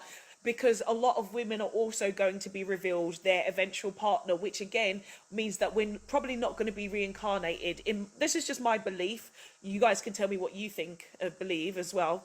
Is that I believe if you're spiritually awakened and you are very much on a separate journey, your forever person will come and then you'll go into the next life, into the afterlife. That's what I believe now. As a twin flame and the things that I've been shown, that's what makes sense to me. It's like, you can't show me that person's going to be my person and I'm not dating. And a lot of people, as we know, aren't dating. I think they're going to reveal it to us once we've done a lot of vibrational healing, energetic healing, self-healing. And we find our partner who is then a match, which then, of course, is going to bring the love back into the earth because there's so much negativity that we need to bring this frequency back. And then once we all connect again, because we had that in the 70s, you know, we had a lot of peace and love hippie couples, didn't we? In the 70s, we had that, and we haven't had that for a long time. The frequency just dropped. It dropped massively. So we need to have that again in order to inspire the next generation of youth to come up and say, do you know what, I'm going to wait and I'm going to make sure that I have my forever person. I'm not just going to keep experimenting or whatever, blah, blah, blah, blah, blah. So that's what I believe. What do you guys think about that idea? What about the coming back here, though? Do you believe that, like, if you, like you say, we've been reincarnated, right? We're here, and you're here to do a job. The whole idea is to not come back here no more. Do you know what I mean? That's how I see it. I don't want to come back here. Yeah, I'm done. Like, I've seen my past lives, many past lives I had. Not all of them. They've come to me in dreams or in visions. I even had to do energy healing because Kundalini awakening. You familiar with that? Yeah. Kundalini. So for those of you guys know or don't know, Kundalini is basically when the energy energy lies dormant within the body, but when you have a spiritual awakening, it literally just makes you go like, and honestly, and the funny thing is, I always had a twitch in my leg from when I was a child, and I thought it was normal, but when the stuff started happening to me 2 years ago, I was literally shaking in my bed. Like Tina Marie said it, did she? I need to look that up. I love Tina Marie. Square Oh, so do I. She's my favourite singer. Yeah, and I was so sad when she passed away. It was so. Remember that song she made? What's that song? You know when I said to you, not coming back no more? That's the first thing that came to my head. Her song. In one of her songs, she says, I'm not coming back no more. The Deja Vu. Yeah, Deja Vu, it's one of my favourite songs. Oh, let me get it and I'll play it in the background a little bit. So this Kundalini awakening is very brutal. It's very, very brutal, and that's what kind of got me to see all of these stories. And yes, reincarnation, I believe if you're awakened to a certain level, you won't come back to this earth. The story is done, because it wouldn't make sense. Why would you see the full story? And the things in the visions I've seen myself. Oh my God, the things I've seen now. I've seen myself sitting in a big room with my twin, signing a contract to say that basically we're awakening now. I've literally seen it. I've seen it. I've seen myself in this like big sort of place that's taken me away from my twin, first of all. Like, we're both crying, like, oh. And then, I don't know if it was a dream or if I was falling asleep or something, I saw us signing a contract to be like, yeah, we're at the end now. So that's what I've seen. So let me play this Tina Marie song. If it's Deja vu. Yeah, deja vu. No more. That coming back no more. I didn't agree with that because your soul is going to judge your decision. It's not going to be you Yeah, physically anymore. So most people will yeah, come as cockroach, as a cat, as a rat. It doesn't matter because yeah, you're going to learn. That's all it is. I'll leave it there. yeah. This is it, right? This is it. So I have a take on that. I used to believe in a lot of things and dogma, Christianity. I walked through different faiths. I've also done some Kundalini aspects, etc. But I've gotten to the place where, like, it doesn't really matter, and I'm not attached to my own expectations or what I think might happen. The whole thing about twin flames and frequency. We're all quantum batteries, right? Each and every one of us, and we vibrate on a quantum level. And atoms, photons, electrons. There's things called quantum entanglement, right? Yes. And they've actually proven that one atom will have the exact twin, the exact coexisting on another plane or reality, whatever have you. And when you stop that one atom, the other one will stop and turn the opposite direction. And that was proven, it was Einstein first came up with a theory. He called it spooky action at a distance, and it's been proven now. They've actually proven it. But I think essentially, I'm okay with the energy and being a quantum being if I make it back to having consciousness in another realm or another plane or not. I'm not married to it. I'm not attached to it. If that's not what happens, I'm okay with it. Yeah. I think my imagination is so limited as to what can be, and I don't want to limit my own capacity to imagine, right? Yes, I think that's really important. We can have hopes and we can have dreams and wishes, but we still have to have detachment. It's very important because if we have too much attachment to certain things, that's what makes our vibration go lower. It's being it open creates to a the density. possibility. Yes, it creates the density. Absolutely. There's certain things that I believe. I say, but I let go of the outcome as well. Like I said, I do believe that my twin and I will come back together eventually. But in the meantime, it's just like, And I'm going to reply to Citizen Blue in the comment section. So Citizen Blue is one of those people that also comes to my lives every day, even though he gets very annoyed at the subject matter. Like, I don't understand these English people, these white people. Why do you go around spaces that piss you off? Like, it doesn't make sense to me. If something upsets me, I would avoid it. But these people with the energy, we say everything is energy. I can't do that either. I can't go nowhere like that. Yeah, but they do. So Citizen Blue was like, I can't take anything that this woman has to say seriously. Leave them. But he likes being here. They love it. They love it. Again, he goes, so the racial stuff is a cope for a deep-seated sense of inadequacy. He's projecting. They always project onto me how they are in their heads. Like, you're a happy puppy. I don't think so, Citizen Blue. I really don't think so. Like I said, it took me 2 years to actually talk about race and to talk about English people, but it was the universe was harassing me to do it. And even today, what's the message I received this morning? The message I received this morning made me laugh my head off. The universe actually told me, Fox, you are the nail in their coffin. That's what God. The universe. Which nail are you though? The final nail or the middle nail? I Which don't one know. are you? The first nail? I don't know. Maybe you should ask Citizen Blue. He might be able to tell you. If you're the nail, what's the hammer? I don't know. I Citizen don't know. Blue. The universe. They're the I hammer. think the universe. I think it's the universe itself. It's like, because it's the universe. I talked about it especially this week about, like I said, the universe is killing the whites through the heat waves, excess of 20,000 deaths in Eastern Europe. My next topic actually is going to be, maybe tomorrow. I had all the statistics. Where is it? Oh, yeah. In relative to population size, because someone brought this up. They were like, 32,000 Africans die every day. It's like, well, yeah, in Europe, though, it's still higher.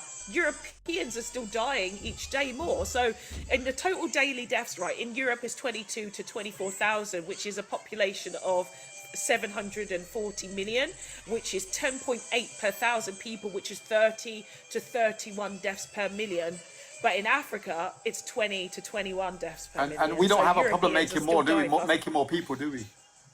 Exactly. That's the next point. Right. Because the Europeans have an aging population of around 42 to 44. And a birth dearth. Whereas Africa, and the birth dearth, as you mentioned, yes. And Africa has actually the most youthful population of around 19 years old. On the planet. 60%. Yeah, on the planet. So 60% of the continent's population is under 25, and like I said, Europe has a higher per capita death rate. Citizen Blue, you never adapted. That's the thing. You've always been going. It's that you've never adapted. Even the BBC said that the rest of this century belongs to Africa. It's got the youngest population. That's where the Chinese are building all their factories. That's where they're going to produce and everything. Yeah. Because these lot can't do nothing anymore. They're useless. Yep, exactly. They're done. And, people like Citizen Blue, all they've had to do is rest on the stories of their ancestors, right? Because they'll say, oh, we did this, we did that. And I say, what did you do? What did you do, Citizen Blue? And he'll be what you're doing now is not what you did before.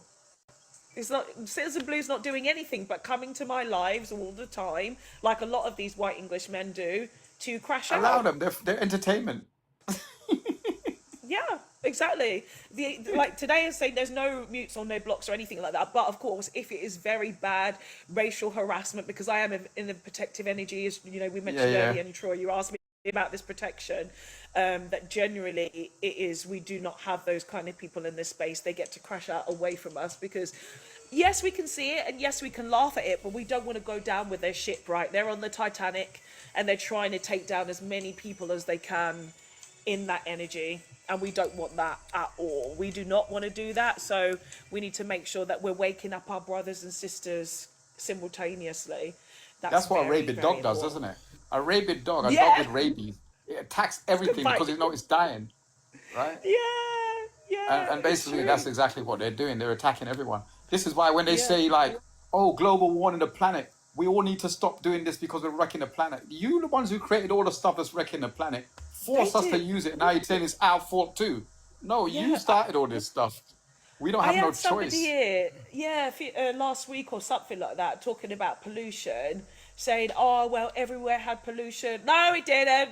Shut up.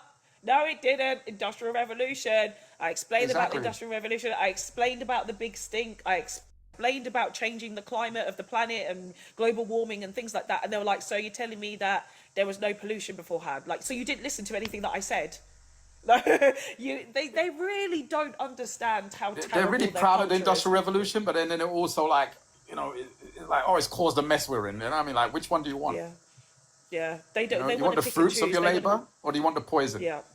You know what I mean? They don't want that part, obviously. They don't want that part, obviously, because they don't want to reflect upon themselves. Because I mentioned the narcissistic traits that they have, it refuses them to see that they've got problems. They rather see us as the problem because we're highlighting the issue. This is what narcissists do.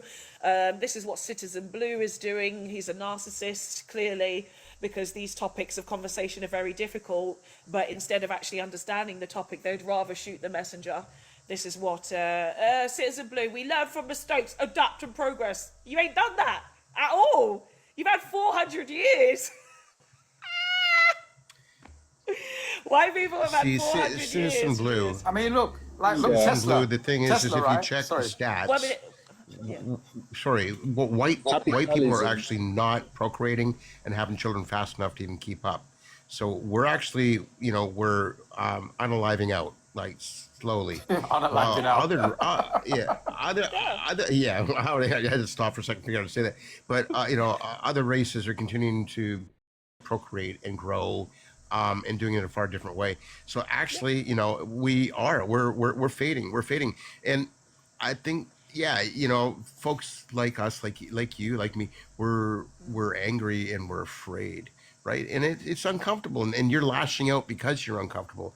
Get used to it. We're not adapting eventually unless you figure out a different way, right? You'll probably be dead and gone anyway. So I said a non-TikTok word, but the thing is that. eventually, like white people are going to be, hiding in hovels. We're going to be, the ones Back to the scrabbling caves. for existence. Yeah, back to the freaking caves, exactly. Back to the caves. The environment as well is in social cost a lot for capitalism, I would say, because if you're going to be planting, Oh God. all right, what I'm Right. saying is, What if you're going to be, I don't know what's that. That's horror movies right there. Your China is actually clocking a lot of entities here. So I'm interested. I want to see different movies here. I would say what they're doing is the nature and the environment. They're not actually bonding with natural of nature itself. If you're going to be planting a lot of trees, right, they're just going to be producing pollens, right? And everybody's breeding this shit, and they have to go and get hay fever medicine all the time. And you're not putting the female fruit in there for people to even get free food, free veg on the street, and all that. So you isolate your environment. And that is not giving enough oxygen for people as well to actually have a good immune system. So there's a lot of things that I think is capitalism that are very destroying the nature of living things natural. So when people are falling off, they need to go back to their old ways of doing things nature and natural. I'll leave it there.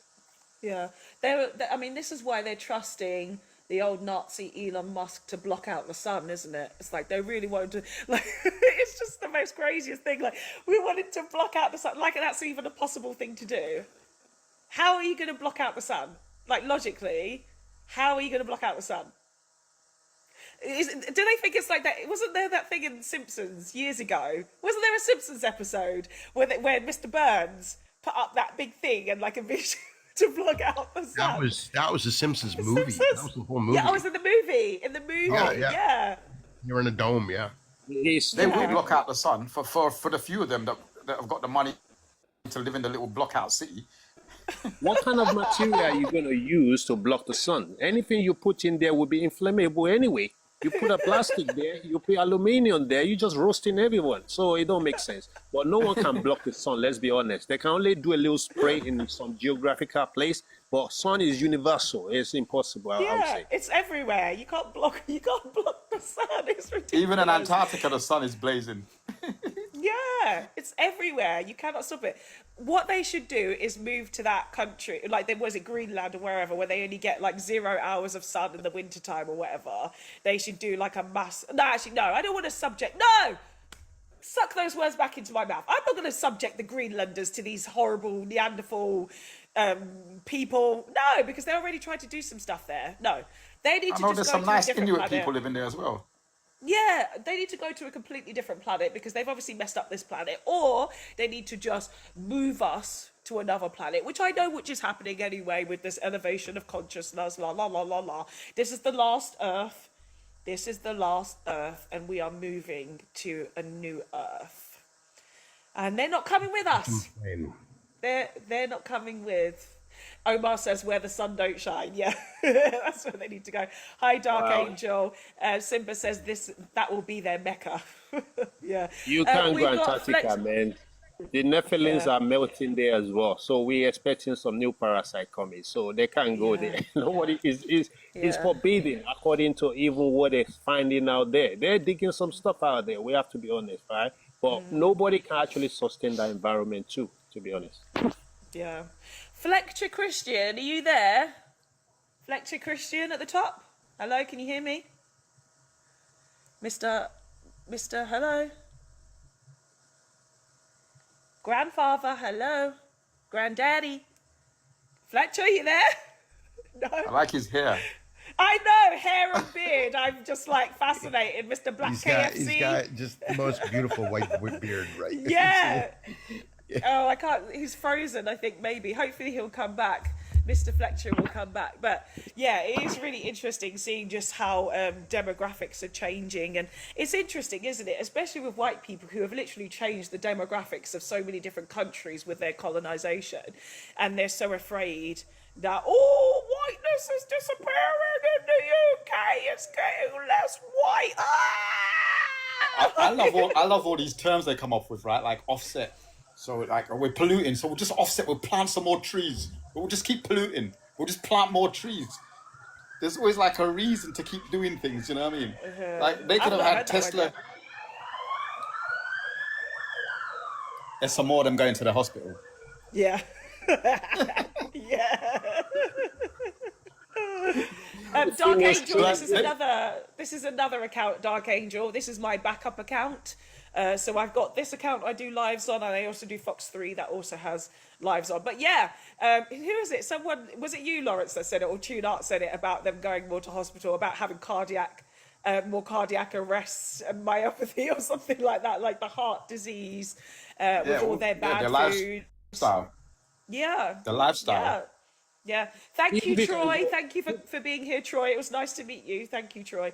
Yeah, exactly. If you can eat a lot of McDonald's and they can tell you to start binge drinking to 12 o'clock in the morning, yeah, and then after that you still have to go and get some jab and doses on top of it. You know that's a messed up diet.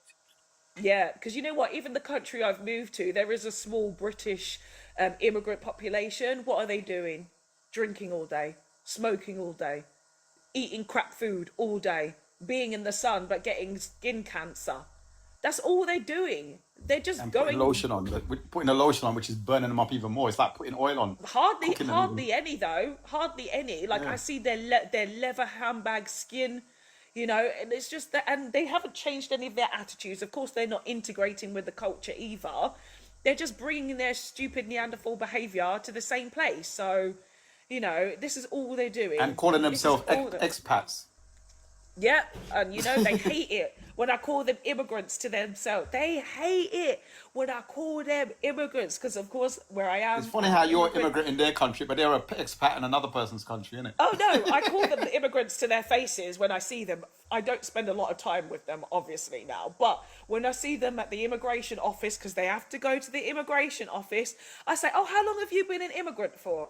You see their face screw up. Like this.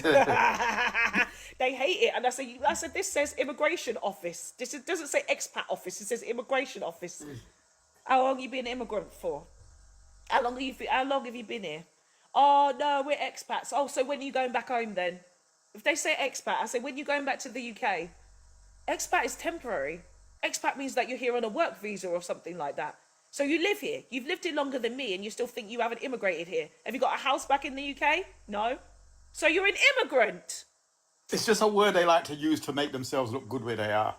Yeah, of course they do. They feel better about themselves by calling themselves expats. Yeah, here it's very embarrassing. There's this one English guy, I've told this story before. He used to talk about, oh, the blacks, oh, the Pakistanis, oh, you know, he used to talk about all the time. We walk our dogs, so sometimes I see him in passing. He's English, obviously. And I would just listen to what he'd say and I'd just be like... And then the one day I said, well, you know, British people, they're crash out. Oh, we're going to fall out. That's what he said. We're going to fall out. We're going to fall out. And I was like, but why? I've literally heard you talk months about lots of different cultures of people. And even the local people here, the Muslim community I live in, you talk about them. As soon as I say British people, and then he starts walking past my house. He obviously starts avoiding my house because he would walk past my front of my house. And then one day I see him walk past. I can't remember his name. I think the universe wants me to block it out so I don't speak his name again. So I can't remember. I'd call him. I say, oh, come here. Why are you not talking to me anymore? We used to talk all the time. And I said, that day you had a crash out. I said, what's your problem, man? He'd be like, oh, no, because you said something. I said, yeah, but you talk about people all the time. And then he said, oh, the Eastern Europeans, the Polish people, they come to England and they take the jobs from the white people. That's what he said. And I was like, you're both white. What are you talking about? So this generation of men have no idea how to talk about race. They have no idea about ethnicity. It was a mess. And you know what? I walked past his house last week or the week before. That motherfucker has got a huge England flag on the front of his house now, on a mast. Nobody else. There is not even the country I live in do people have their own flags up, really. It's normally when it's like a festival or holiday time, do they put it up? But this guy is so fragile, he's had to put an England flag up, a big one. Not even a small one, a big one. It's embarrassing. Like he's conquered somewhere. Yeah, it's like his own house. He's like, yeah, guess what? We've all bought our houses here. It's like, this is my house, my territory, my land. It's like, okay. And I'm But the representing the funny king. thing, yeah, the king who doesn't even know who the bloody hell he is. But the funny thing is, so when it's not actually funny, but it is funny to me anyway, is that where we've moved to, when we bought our houses, there was quite a low stamp duty, but because the country sort of changed a bit and they wanted to make sure that the locals had more property, they changed the stamp duty, so they whacked us with a huge bill. It was massive. It went from like 3 times the amount of money that we had to pay for stamp duty. It was bad. But at the same time, it was good because a lot of English people had to go back home. They did the same thing in Spain. They did the same thing in France after Brexit. They wanted the Brits to get the fuck out of the country. And they did that in the country I live in as well. So a lot of people went back and some people stayed. I managed to be able to afford it. The universe was kind to me, gave me the money to be able to afford this increase.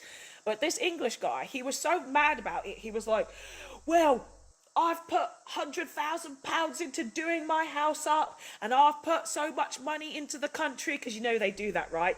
I've paid my taxes, I've done this, I've done that. It doesn't entitle you to nothing. The governments are the governments. If they want to change a rule, they want to wake up tomorrow and decide. And you're still an immigrant.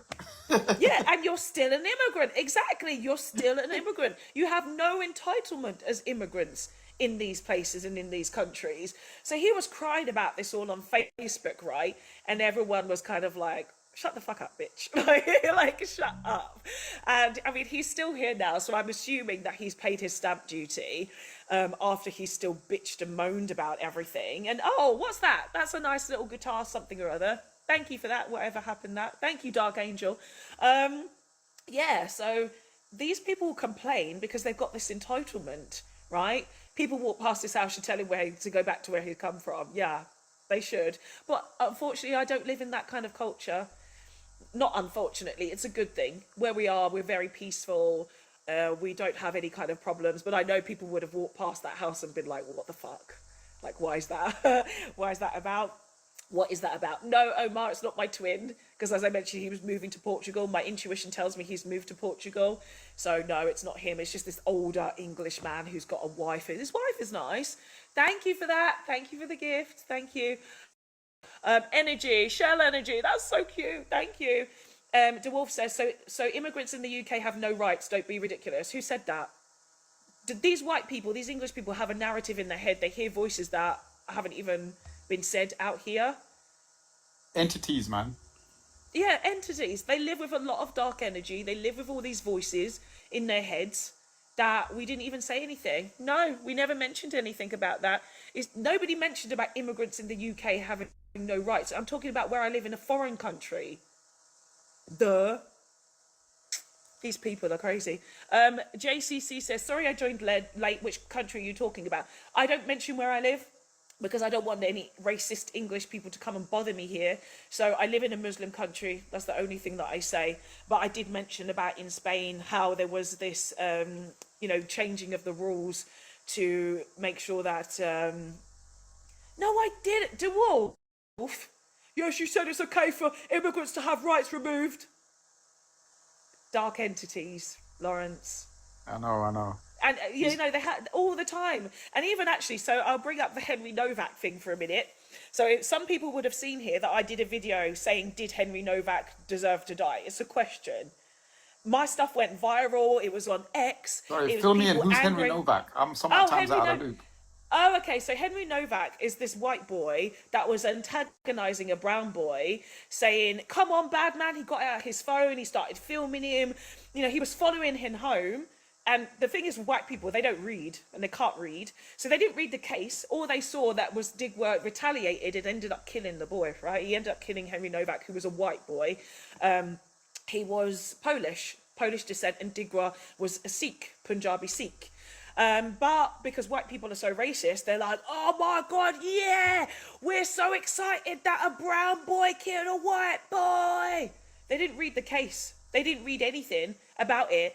And because they always say black and brown people, oh, well, you should have complied. You shouldn't have antagonized. You shouldn't have been there. You shouldn't have been doing drugs. You shouldn't have been doing the crime. They say that about us all the time, right? And then they say, well, he deserved it. they deserved it. That's what they always say about us. So I asked the question. I just asked the question. I didn't say that Henry deserved it, not at all. I said, did Henry Novak deserve to die? Because you guys say this, blah, blah, blah. And I presented the case, and the Snapchat video had said these things about Henry. And they were like, Fox, you said that he deserved. That never left my mouth at all. It never left, it was never in my mind at all. And again, it's because they didn't want to face their own logic. They did not want to be accountable for their own words and the way that they discriminate and they judge others. This is the narcissist in them. Yeah. So that's what happened, Lawrence. You missed it. Wow, it was a big case. It was a very big case. Yeah, I'm not always up to scratch on what goes on in England. Sometimes I have to zone out. Yeah, good. It was not good. And the funny thing about that is that white people started taking the knee and they started saying British Lives Matter. Because they copied everything from black people. So they were like, Black Lives Matter, no, British Lives Matter. And they were putting their fist up. It was embarrassing. They started making AI songs. Oh my God, there's a Henry Novak AI song. Oh my God, if anyone's heard this, let me play it for you. It's so embarrassing. Hold on. Henry Novak AI song. I don't know if I can find it on. And wait, this Novak guy's YouTube. Polish. Yeah, he was Polish. Isn't he one of them Eastern Europeans that came and took their jobs? Yes, exactly. Exactly. They hated all of the Eastern Europeans. They wanted them to get out of the country. They even killed an Eastern European guy. They even killed a Eastern man. Europeans, you see, they're above black people because they're white. You know what I mean? Yes, in the hierarchy they did. They put them above. They put the Eastern Europeans here, then the Central Europeans, then the Western Europeans, then the British. The British, they put them at the top. But only the English British, not the Welsh, not the Scottish, not the Irish, the English British. So I don't know if this is the AI song. Let me see. I couldn't find, I don't know, because I'm just looking at it on YouTube right now. There's a really ridiculous AI song. Let's see if it's going to play. Should do. Hold English on. people are funny, man. There's something else. Hold on. Don't think this is it. Oh. The last 3 words of someone called Henry. Can you hear it? Yeah.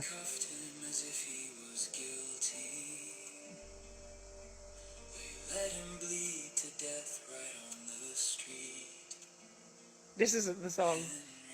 But Henry, there was no knee. Upon the neck of someone called Henry. So what they tried to do with this whole Henry Novak case was say that he was a victim of police brutality. The police did not do anything to brutalize him. What happened was Vikram Digwa, his brother, when they called the police, said that he was a victim of a racial attack. In Vikram Digwa's testimony, he said he was called a racial insult, and then they got into a fight where his turban was knocked off, which of course in the Sikh community is absolutely disrespectful to do that, right?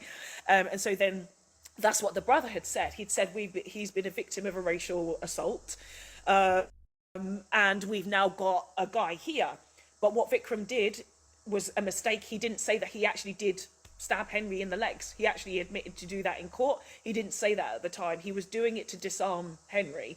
But in the scuffle, according to Vikram's testimony, he stabbed him by mistake, by accident. His hair, and you can see on the weapon, his own hair is wrapped around the knife. So clearly in the foray of trying to get Henry off of him, he ended up a fatal stab wound in his chest. And as also part of the what is it? Part of the,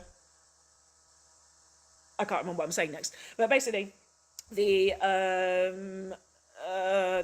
AI songs that have come out of the whole situation is bad, and all white English people wanted to do was racialize the situation, because it's very rare. We know black people don't kill white people and brown people don't kill white people, but the whites got so excited over this situation, they had to be like, oh, it's racism, we're experiencing racism, and yet there were no black or brown people or any South Asian people or no English people, a Polish guy. Yeah, and they were not taking the knee with white English people, because white English people don't have allies. They don't have allies. They were trying to say, oh, you know what, this is a global situation, it's so bad. Nobody kneeled with them. You had J.D. Vance. Okay, get all your racists together.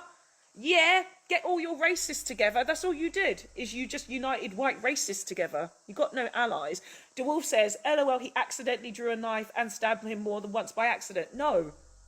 Again, DeWolf, you didn't read the case. Nobody said anything about accident. Again, the voice is in your head. That's not what happened. I said Vikram had admitted to actually stabbing him in the legs. What he didn't realise is that he accidentally stabbed him here. That's what happened. That's what he said. Because you didn't read the case, DeWolf, because you can't fucking read. DeWolf, you didn't read the case. You just read the part that he wants to hear. He doesn't. It's irrelevant to him. It's irrelevant. He can't read. He's always here all the time, getting his anger up and getting his stupidity up. He can't read. I think they're triggering you to get a flag on your app. So don't even react to some of these people, man. They're just trolling you. I don't react. I don't react. I just respond to them in the way that is just. That is the way that is just. So yeah, that was the whole thing about Henry Novak, and I can't remember. She likes him being here anyway. I can see that she likes him here. One thing with United Kingdom is they say United Kingdom, right? So and don't say again, that. all Don't the say kingdom. Lawrence, I'm going to respond to that right now. I don't like. Today is an uncensored live. If he says something on another day, it gets blocked. I don't like him being there at all. I just respond to people. He's just like something else, though, isn't he? Like, he don't stop. Yeah, this is what these white people do. This is what they do, but I don't like it. I just respond. Why is he even here, though? Like, what's he doing here? Energy. We've talked about this earlier, Lawrence. Yeah. Negative energy beats positive energy. He's the negative. Go and do something else. Go and fly a kite or something. I don't know. He doesn't have a life. That's why he's here. Drew, how are you? You're going to be my last guest because I'm going to go and get some food because I'm hungry. Oh, Drew, okay, no how are worries. you today? Yeah, good, thank you. I've just got a question for you, if you don't mind. This can be your last question before you shoot. Yeah. What do you think that, like, straight white English men can do to increase the birth rate in the UK? Because obviously we need a lot of migrants coming into this country at the minute to shore up the fact that so many straight white men aren't capable of having children. What do you think, as a woman that used to live in the UK, what do you think straight white men need to do in order to make themselves, like, more breedable? This is so funny you brought this up, Drew, because this is exactly what I was going to say to you, because the last live we were on together, you were saying hilarious. this, and I was pissing myself so badly. But Drew, I don't know, like, for me personally, you're very much on that question as well at the moment, and I question why you are very attached to that question as well. Like, because honestly, when I heard you in that live, that's all you were saying. You're just like, white men, you're not breeding, you're not breeding, you're not breeding. And I was like, okay, can we move on from the point? But Droog, you were like, white men are not breeding. So I ask you as a white man, Droog, why is this your question? So I think, like, for me, my question on that one is that I think that the root cause of the need of the need for immigrants in the UK is the fall in birth rate. Now, now what's funny is that when you go into an internet debate with, like, these moronic idiots that are there moaning about immigration, I like to pick up on a specific issue and really, really drive that issue. And I try and make it on an issue where I'm pretty much squeaky clean, but they're filthy, and then they've got nothing, right? So if I go into a live stream and say to a racist straight white man, how many kids have you got? And they go, oh, I haven't got any. And I go, well, mate, you need to do some more shagging, don't you, mate? Because that's the problem. That's the root cause of the problem, why we need so many immigrants in this country, because you aren't producing enough children to go and do the jobs that we need in this country. Now, I'm squeaky clean on that because I've got 4 kids. Yeah, I'm produced. Now, I don't mind immigrants coming to this country. They're more than welcome to come in and live their lives in my country. I don't mind. I welcome them in. Come in. come in. The borders are open. Feel free to come and work in our wonderful country. It doesn't matter to me. But I've also got 4 kids, and those kids are going to go to work, and they're going to contribute to our wonderful country as well. But what a lot of straight, white, racist, bigoted men are doing are sat on the internet crying about the state of their country and actually not doing anything themselves to actually fix the problems. And I think that that's an angle of sort of questioning you can come in with. It really upsets them because it attacks their masculinity. It does. So if you sit there and if they go, "Oh, I've got no kids," you can say, "Why not, mate? Is your sperm count low?" And they're like, that hurts them. Hurts them. I mean, I've had those sort of people call me like low testosterone femboy. So if you're ever in that sort of debate where you really want to like pick at a scab on a man, when you really want to pick at it and you really want to make them uncomfortable and you really want to offset their ideology and make them like go, whoa, what the fuck do I say to this person? You got to pick on their masculinity because they've got such fragile masculinity. They are so weak skinned that literally as soon as you say something like, "Oh mate, sounds like you've got low testosterone if you can't have that many kids," they fucking lose it, and it's hilarious. Yeah. Thank you for explaining. To even get to having a child, they need to go and approach a woman. How are they going to even talk to a woman? They can't. They don't know how to, mate. They're just sat in the bedroom. That's why the grape numbers are high and the DV is high and all those things because they don't have the social skills to actually date women properly. Yeah, so they just go and force themselves on women. And this is one of the reasons why you get so many men turning up in Fox's live stream because they feel deeply threatened by women. And a strong, confident woman like Foxy that talks about what she wants to talk about and says the things that she wants to say and handles them the way that she handles them, they find that deeply, deeply upsetting. They do, because again, they're so fragile. They are. Yeah. Do you know what they also get? They also get upset at the fact that they know that they will never have a chance as well. So they do. They get upset because they're like, "Why don't you like English people?" And what that translates to is, "Why don't you like me?" They take it personally. Yeah, they take it personally. So they say, "Oh, they see a woman on the internet who is beautiful and strong and confident," and they're like, "Well, she's so far out of my league, and now I know that she doesn't like me at all." And so that's what makes them very upset. That's why they still keep coming here with their anger and their aggression and how sad they are, because at least they get to admire the beauty and intelligence without actually having any access to it. Yeah. On that note, I am going to go and eat now. So thank you so much, everybody, for a wonderful live. Thank you, Lawrence and Tune Art. You guys. Yeah, later, man. From the beginning. Yeah, thanks for thank you, having me on, Foxy. Thank you so much. There is somebody at the top there, Sasha, but I am going to go now because I'm fucking starving. So thank you, everybody. And yeah, Hank Marvin. You guys Hank have just Marvin popped up starving. I am Hank Marvin starving. I am. So I will be back on tomorrow. Tomorrow is going to be another different topic. And then I will be Saturday for the Black Only Live. So Lawrence, I hope you come by and join us on Saturday morning for the Black Live, because I think I mentioned to you last time. When is that? Tomorrow? Saturday morning. Saturday same time. What time? What time is it there where you are now? So I'm in a different. So I'm not going to say my time zone, but the UK time zone. It's normally 7:30 a.m. Yeah. Okay. All right. Yeah. Because Yes, so I'm that'll like 6:40 p.m. Okay, yeah, so I mean it's still going to be on around this time anyway. So the time that you've come up here is the same time that I will run it on Saturday. Yeah. All right, cool. And you're on tomorrow as well. All right, sweet. Yes. All right. All right then. Go and See you yam your later. food. Thank you. I will. I'm gonna all the healthy stuff. I've got all my plate. Oh, actually, do you know what? Let me show it to you already, because you're going to be really happy about this, Lawrence. 1 minute. Let me bring you what I'm going to eat today. Hold on. Let me show the people. Beautiful food. Hold on. And I normally put it on a tray as well. Let me show you.